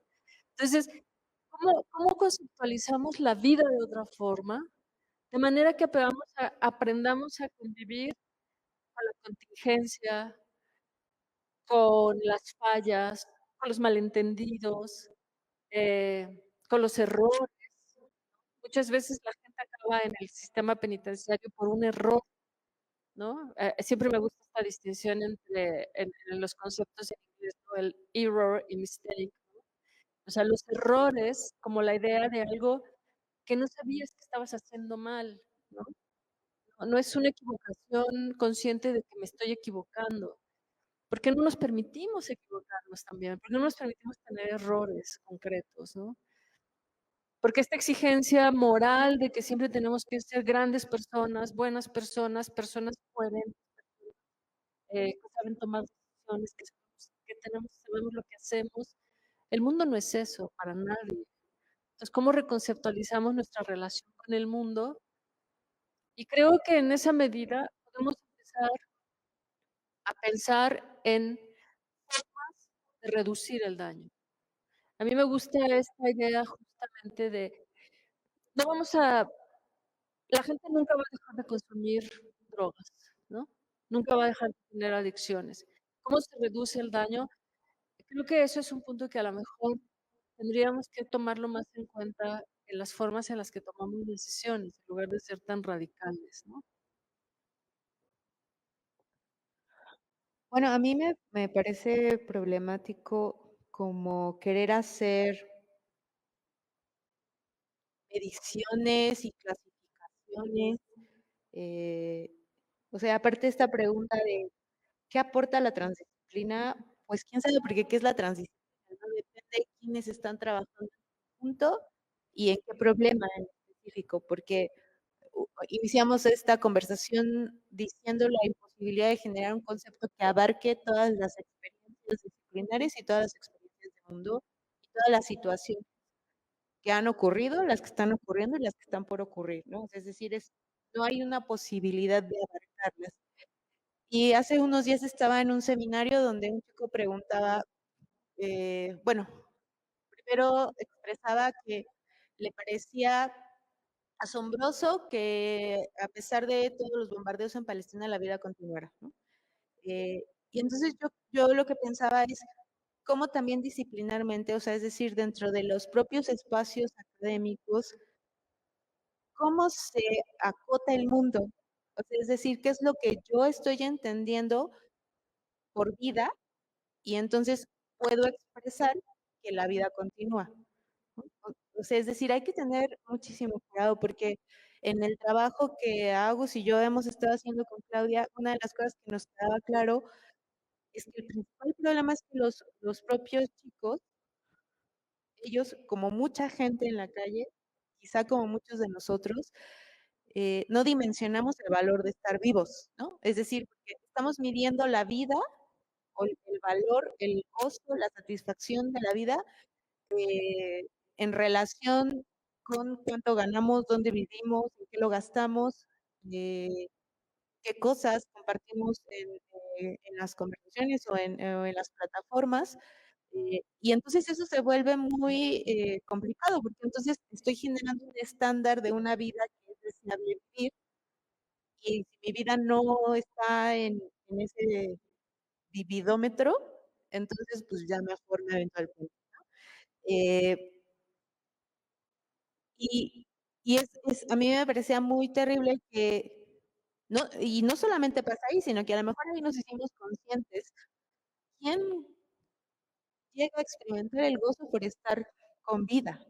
Y entonces cuando yo digo, ¿por qué a pesar de los bombardeos la vida continúa? O sea, no. ¿Cuántos niños están muriendo? Y no solo en Palestina, en la Sierra de Guerrero, en Chiapas, en Valle de Chalco. Es decir, en este país tenemos un problema de desnutrición tremendo, con la inflación, pues, hay mucha gente que no está pudiendo comprar alimentos.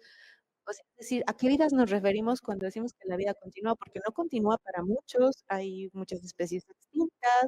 eh, el médico me decía, bueno, ya tampoco el pescado es tan seguro porque el mar está súper contaminado.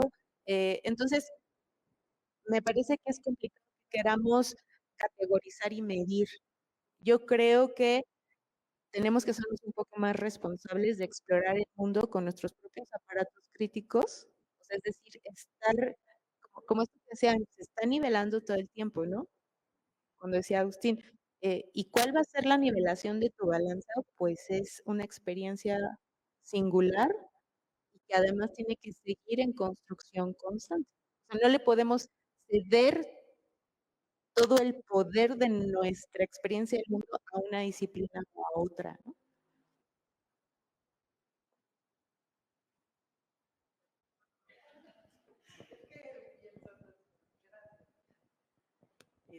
Bueno, yo aquí aportando mi granito de arena. Por ejemplo, yo decidí ser como de este movimiento de child. Yo vi todo este daño y yo digo, no quiero hijos, y creo que hay mucha gente, mujeres, que ya han optado por decir, no, gracias.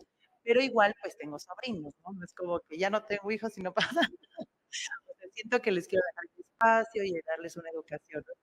Digo, no es como egoísmo, pero sí creo que de pronto darle un poquito más de carne humana al sistema ya no nos está ayudando mucho.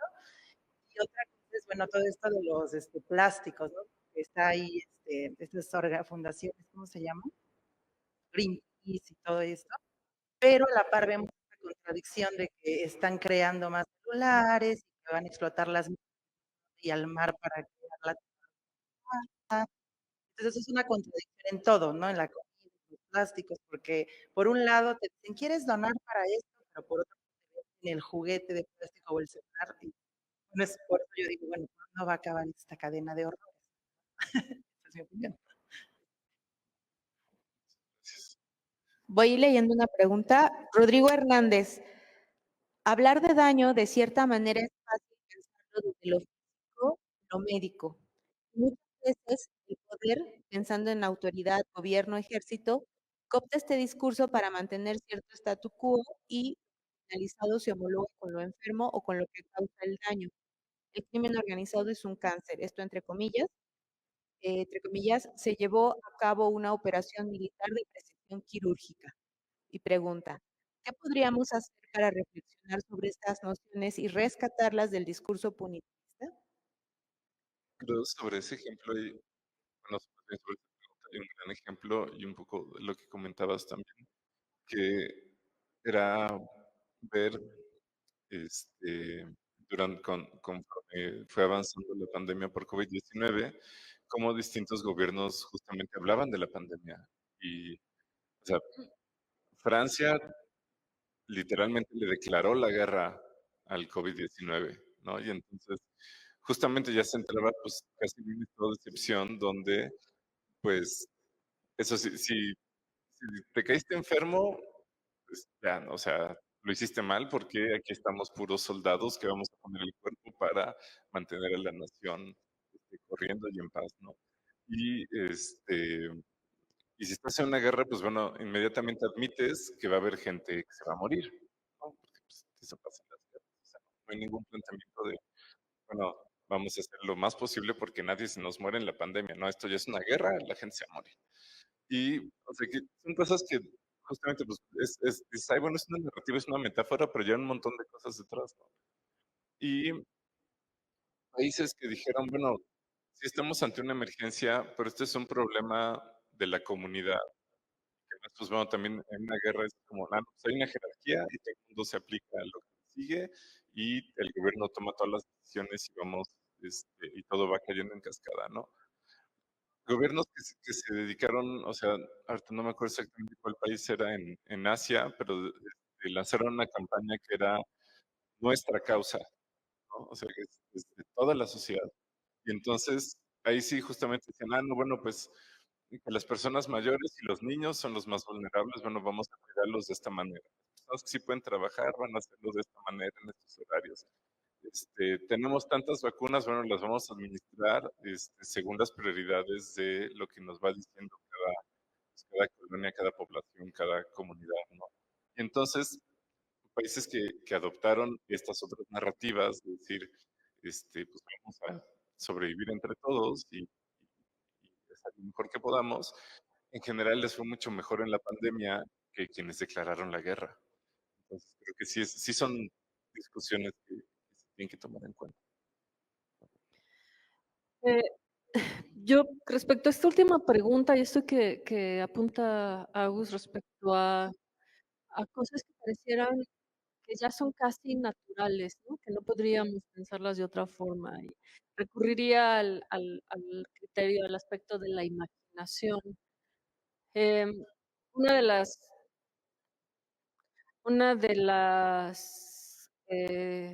digamos, de mis posturas como menos eh, armónicas con muchas de las personas que están trabajando temas de violencia, de cárcel, de castigo, de sistemas de seguridad, es que yo considero que el ejército es totalmente innecesario en este país, ¿no? O sea, no hay argumento para mí que defienda la idea de que necesitamos al ejército en los espacios públicos, en la vida pública, en la vida cotidiana. Y creo que el problema es que ya nuestra imaginación está tan cooptada por el realismo de esto que habla constantemente, ¿no? Estas formas de construir y de hablar del mundo. El crimen organizado es un cáncer, claro. ¿Y qué significa el cáncer para la sociedad? El cáncer es la enfermedad que te mata, ¿no? Eso es lo que para la gente, o sea, uno escucha cáncer y es sentencia de muerte. Por lo tanto, lejos de ayudar a entender que si nos vamos a entender el cáncer, ¿no? Como qué tipo de enfermedad o cómo lo vamos a atender o cómo se vive con el cáncer o cómo se investiga el cáncer o cómo se atiende. Entonces, a lo mejor entonces sí podría funcionarnos la metáfora para decir, vamos a entender qué está pasando con la delincuencia, con la violencia, vamos a ver qué nos funciona, qué no nos funciona. Pero claro, el uso de la metáfora es, apocalíptico, ¿no? O sea, realmente ya es el fin de todo. Imaginar un mundo sin ejército, como imaginar un mundo de guerra, sin guerra, pareciera algo, como decía, ¿no? Algo antinatural. Y aquí, a mí siempre para cuando pienso en estas cosas, siempre tengo a la filósofa Simone Weil en la cabeza, diciendo estas cosas como, la guerra es una invención, ¿no? La maldad, la crueldad es una invención. Es una bravuconada de hombres que están peleando cosas que no tienen sentido. Pudiera parecer una cosa tonta, ¿no? Y ella misma dice, claro que la gente, que la guerra muere gente, que la crueldad muere gente, y eso es real. Pero en sí misma la idea de la guerra, como la idea del ejército en las calles, es una bravuconada. Estoy creyendo que esa es la forma en la que se resuelven los problemas, que los problemas se resuelven a trompadas o con armas o matando al de enfrente, ¿no? Esa es una forma también en la que el mundo se ha construido bajo esta visión, bajo esta lógica, que también ha sido muy alimentada por los postulados evolutivos, ¿no? De que esa es la forma en la que los machos resuelven los problemas.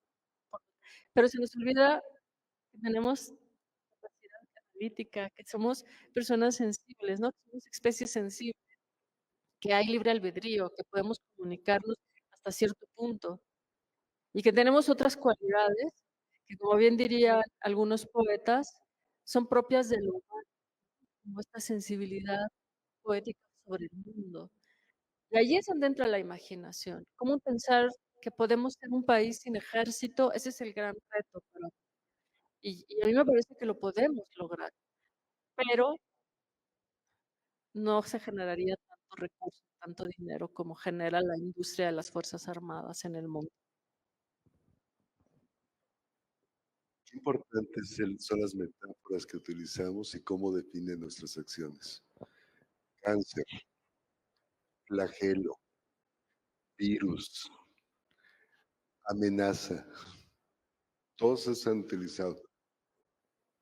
Biología es hasta fabrica queso. ¿Por qué no utilizamos vacunar a nuestros? ¿Por qué no reconocemos que en evolución sí ha habido competición, pero más importante que eso, ha habido cooperación? No lo conceptualizamos de esa manera, pero ciertamente estamos aquí en muchos sentidos por cooperación. Desde el interior de nuestras células somos un conglomerado entre bacteria y célula eucariota, y gracias a eso respirar, y aquellos que lo hacen por sintetizar, una forma de cooperación. Pero toda nuestra sociedad está basada en cooperación mala, a veces deficiente, balanceada apenas. Pero no estaríamos aquí sin cooperación. ¿Por qué nuestro énfasis no está en eso? Creo que una buena parte del asunto de esa metáfora simplificadora viene porque promete o ofrece que va a haber una solución rápida. Guerra matamos, eliminamos al enemigo.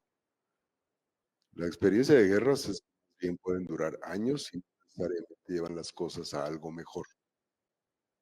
Cooperación que las puede llevar a algo mejor. Tenemos que cambiar inclusive nuestras metáforas, el énfasis que hacemos al respecto. Y sí, coincido. Un ejército aquí es completamente necesario. Y en tareas civiles, un peligro enorme hacia los derechos.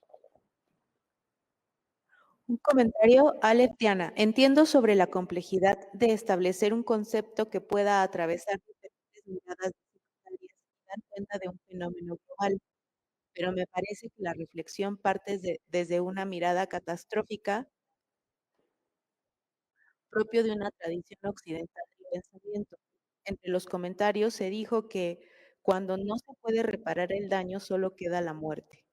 Me parece una postura heideggeriana del ser hacia la muerte. ¿Es posible imaginar el daño como un signo de vida? ¿Cómo dar el giro a un entendimiento sobre las cosas más allá de lo que se quiere evitar, lo que se desea enfrentar? Y creo que también sería interesante pensar el daño desde lo transcultural.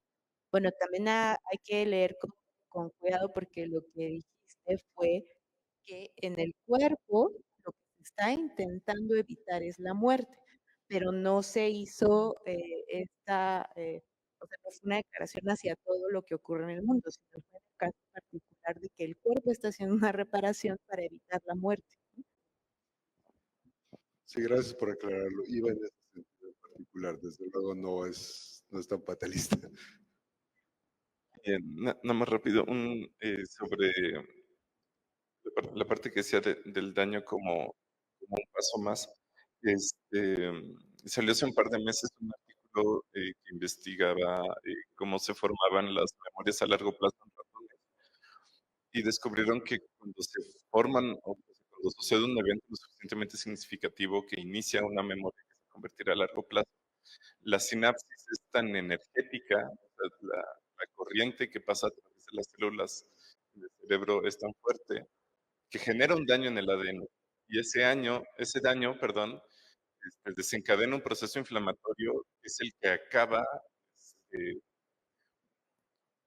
poniendo las marcas y señalizando esa unión como algo muy importante que se va a convertir en una memoria a largo plazo. Entonces creo que también es muy poético hablar de que en nuestro cerebro, o bueno, al menos en los ratones, se nos parecen bastante, las memorias a largo plazo inician con un daño a nivel molecular al ADN y a partir de ahí se va. Quien dijera que literalmente nos estamos rompiendo la cabeza, ¿verdad? Pero ciertamente hay algo de eso. Ahora, aquí el daño es directo sobre unas células y sí, como decía Agustín, lo que pasa posterior a ese daño, lo que consolida la memoria. Parecería como una manera de adaptar una experiencia dura como para volverlo una.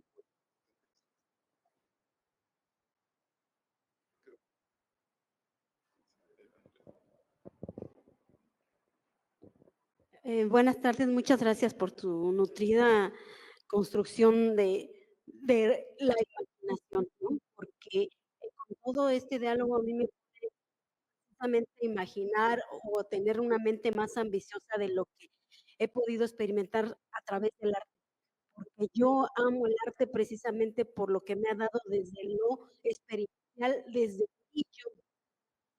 Entonces, cuando los escucho hablar con de esta manera puntual, razón de las memorias de los ratones, entonces quiere decir que Ramón y Cajal no está tan equivocado, que sí somos escultores de nuestro propio cerebro cuando en esa memoria significativa se coloca esa marca en el cuerpo y cómo es que esa marca en el cuerpo puede ser transformada no solamente y quedarnos con el daño que causó en esta memoria, sino cómo puedo transformar eso en mi cerebro para realmente ser el escultor y generar esta neuroplasticidad que me va a dar la oportunidad de ser un yo diferente. No sé si me di a entender. Gracias. Es interesante, recordando la bibliografía del Holocausto, porque aquellos que sobrevivieron al Holocausto, sí se reconoce que no pudieron sobrevivir una experiencia así de traumática, no porque murieran dentro de los campos, sino porque no pudieron contender psicológicamente con las consecuencias de ello. pero muchos de los que sí lo lograron gracias al apoyo de la familia y muy salientemente el de arte, reconocer la belleza en su entorno. Hacer como la canción de Joan Manuel Serrat, de aquellos que aplauden, se eleva al cielo. Sí, y bueno, yo sí quisiera nada más rápidamente recuperar algo de la pregunta esta sobre, ¿no? Que hablaba del tema del ambiente y demás, porque hay como una parte de la pregunta que habla sobre la importancia de pensar el daño desde lo transcultural. Y creo que ese punto es muy interesante como recuperarlo en el sentido de, claro, si pensamos, por ejemplo, el seppuku, ¿no? El harakiri que se hace en Oriente, para nosotros podría ser una cosa escandalosísima, ¿no? Y que de alguna forma también como lo cultural nos define cuál es, no quisiera llamarlo como umbral porque pareciera que hay una escala de daño dada de manera natural, pero sí cómo se caracteriza el daño a partir de lo cultural, porque si pensamos en la forma en la que se ha visto a los pueblos mesoamericanos con el tema de la edad de los sacrificios, ¿no? O cómo se construyó el mito del buen salvaje y todas estas cosas, hay implícita una cuestión del daño que es cultural y que nos conlleva justamente a decir, a reforzar esta idea de, de la civilización. ¿Quiénes son los países más civilizados? Me imagino, pienso ahora, por ejemplo, y porque lo he experimentado con amistades del norte global, ¿no? Que la realidad mexicana les parece de lo más bárbara en este momento, ¿no? Haciendo como estas referencias de, claro, es que en México apenas te asomas por la ventana y ya te llega un tiro, ¿no? O sea, esta forma en la que culturalmente el daño sigue fomentando, sigue alimentando la idea de que hay pueblos más bárbaros que otros, otros más civilizados. Y entonces creo que sí, la idea del pensar el daño desde lo transcultural eh, no es poca cosa, ¿no? Incluso la relación, por ejemplo, con la eutanasia, ¿no? El buen vivir, no sé, quienes hemos tenido experiencias cercanas de personas que han estado en enfermedades ya crónico-degenerativas, que llega un momento en que realmente lo que dices ya que se muera, ¿no? Y pareciera que uno es despiadado y uno es desalmado y uno es cruel, pero, pero allí la relación con la muerte y con la misma enfermedad y con el proceso orgánico es muy distinta, ¿no? Entonces, eh, y pasa por lo cultural también, ¿no? Cómo nos enseñan a enfrentar los finales, los procesos, lo irreparable, lo que no tiene solución.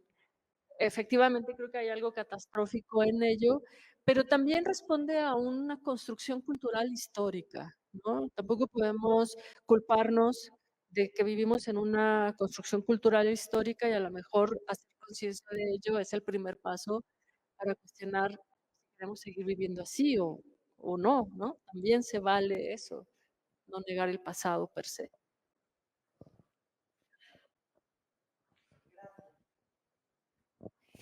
Bueno, respecto al arte, creo que es una manera de, pues sí, de terapia, ¿no? Como dicen ahora, terapia, pero también yo he visto ejemplos como artistas que también enfrentan lo del daño y la violencia a través del arte y acaban en lo mismo, en una violencia, en un suicidio.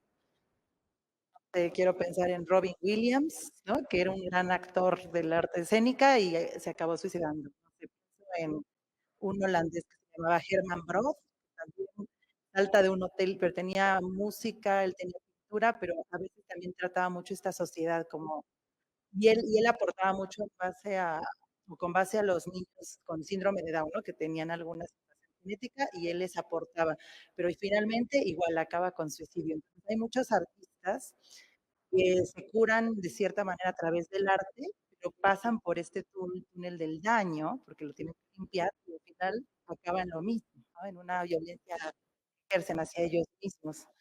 Entonces, pues eso quería decir sobre lo que habían comentado de cómo el arte ayuda, Pero igual, ¿no? Volviendo al tema de películas como Naranja Mecánica o como La Purga, ¿no? Donde la violencia, vamos a matarnos todos a ver si se soluciona, pero ¿qué otros problemas va a traer después?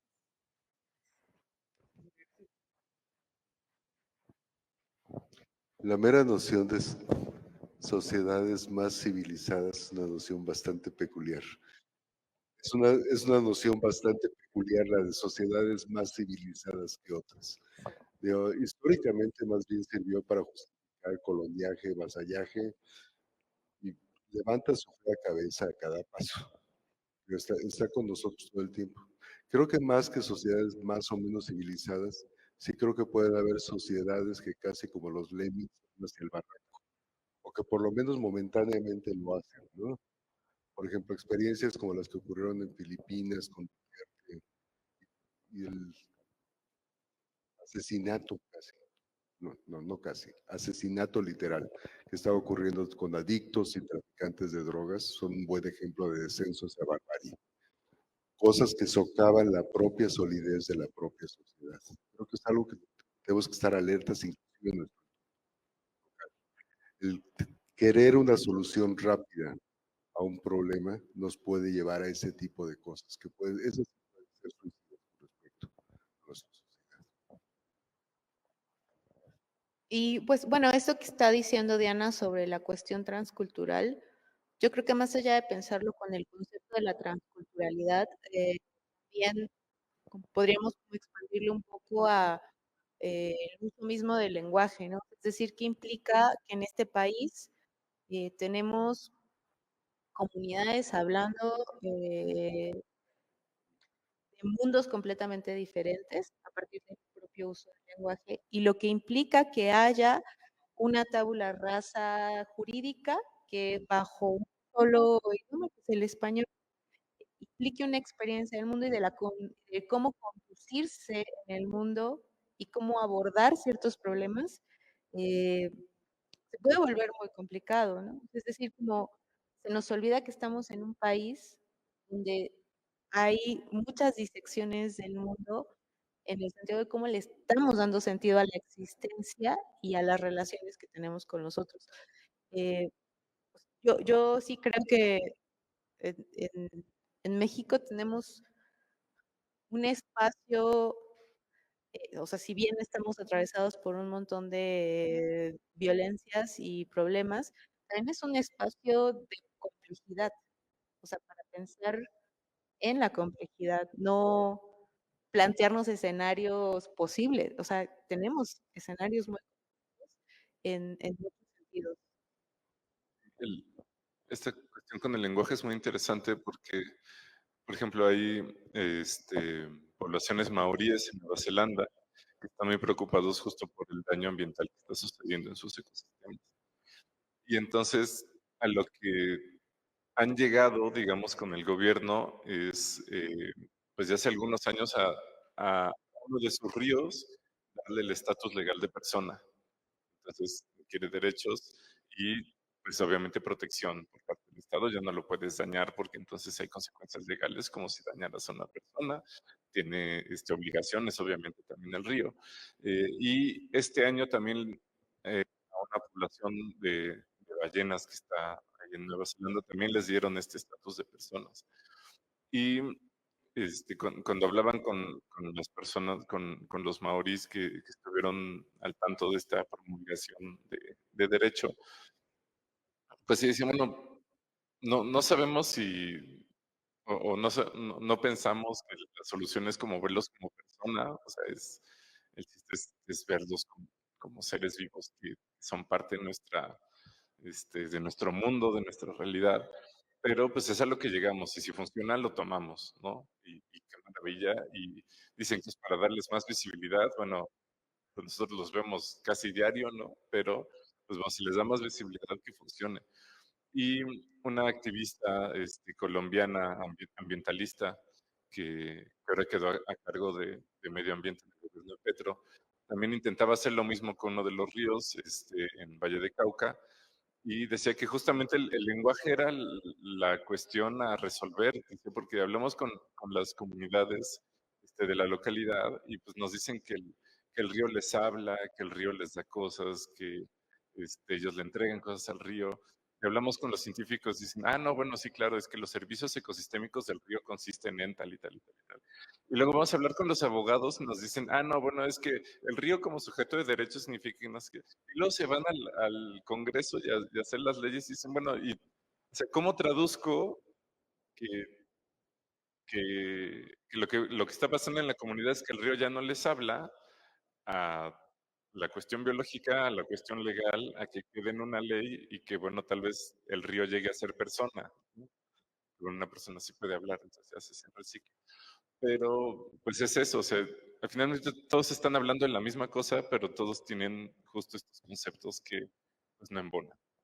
Por eso son tan importantes las humanidades. O sea, nos cuesta mucho trabajo entender cuál es el valor pragmático de las humanidades, ¿no? Y las humanidades justamente tienen esta capacidad de entender que cuando usas, cómo traduces de un lenguaje a otro una experiencia, que es lo que hacen los traductores literarios, ¿no? La gente que traduce poesía tiene el gran reto de hacer esta traducción de una experiencia en un lenguaje con todas sus condiciones, con toda su cosmovisión, a otro lenguaje y trasladar esa experiencia.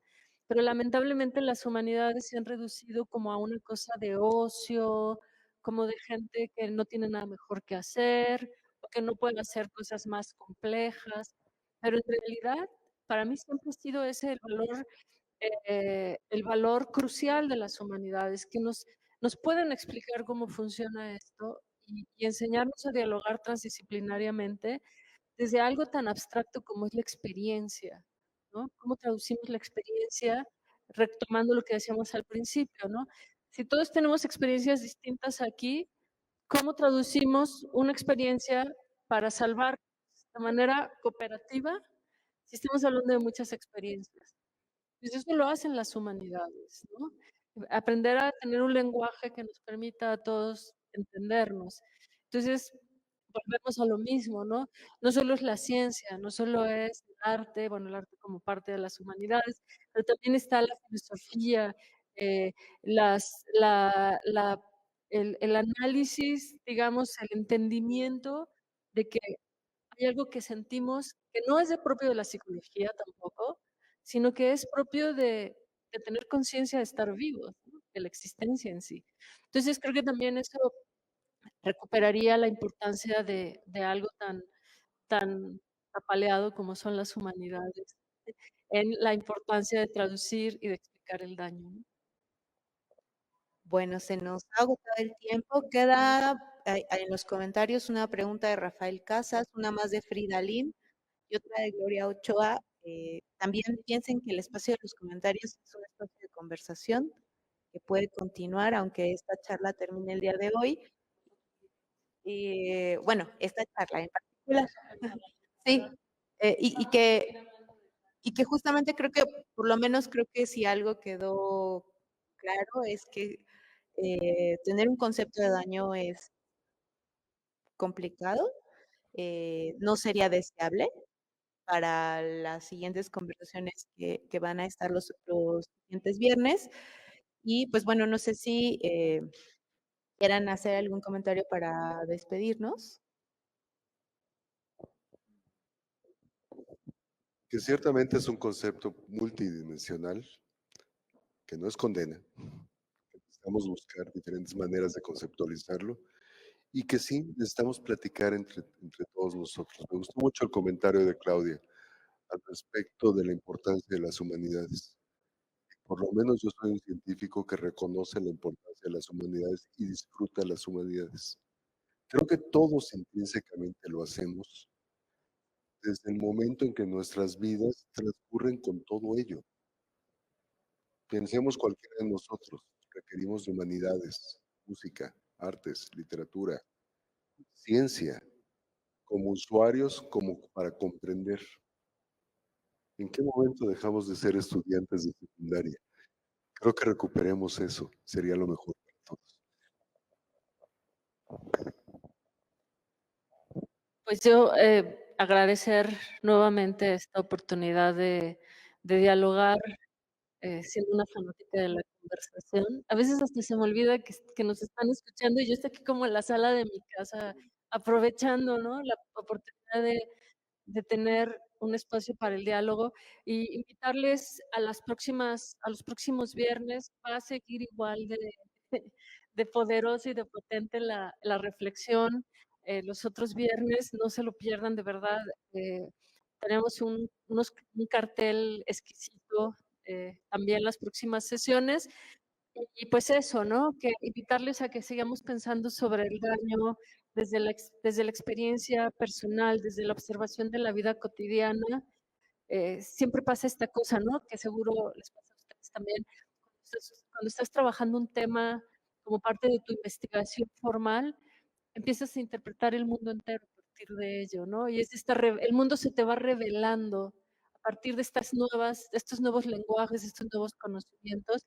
Y por eso la importancia de lo que decían ahorita aquí la compañera sobre cómo se nos va revelando el mundo a partir del deseo de conocer otras cosas, ¿no? El conocimiento por el conocimiento mismo creo que es mucho más valioso que pensar el conocimiento disciplinario por la disciplina misma, ¿no? Es como el conocimiento en sí mismo como algo que nos permite y nos hace sentirnos vivos. Pues sí, muchas gracias a quienes vinieron aquí en persona, muchas gracias a quienes nos acompañaron virtualmente. Y sí, síganle, las pláticas van a estar muy buenas. El siguiente viernes, 10 de mayo, traigan a sus mamás. Vamos a estar aquí mismo en el Centro Multimedia del Centro Nacional de las Artes. Vamos a estar hablando del suelo, del daño que se le ha hecho al suelo, de la sedimentación, y nos van a estar acompañando una geóloga que nos va a hablar de la situación del suelo en México, una persona que ha trabajado y estudiado la chinampería, para qué es la creación del suelo y la reparación del daño del mismo, y pues, una madre buscadora que pues, nos va a hablar un montón sobre buscar el daño y la resolución dentro del suelo. Entonces va a estar muy buena la conversación. Gracias.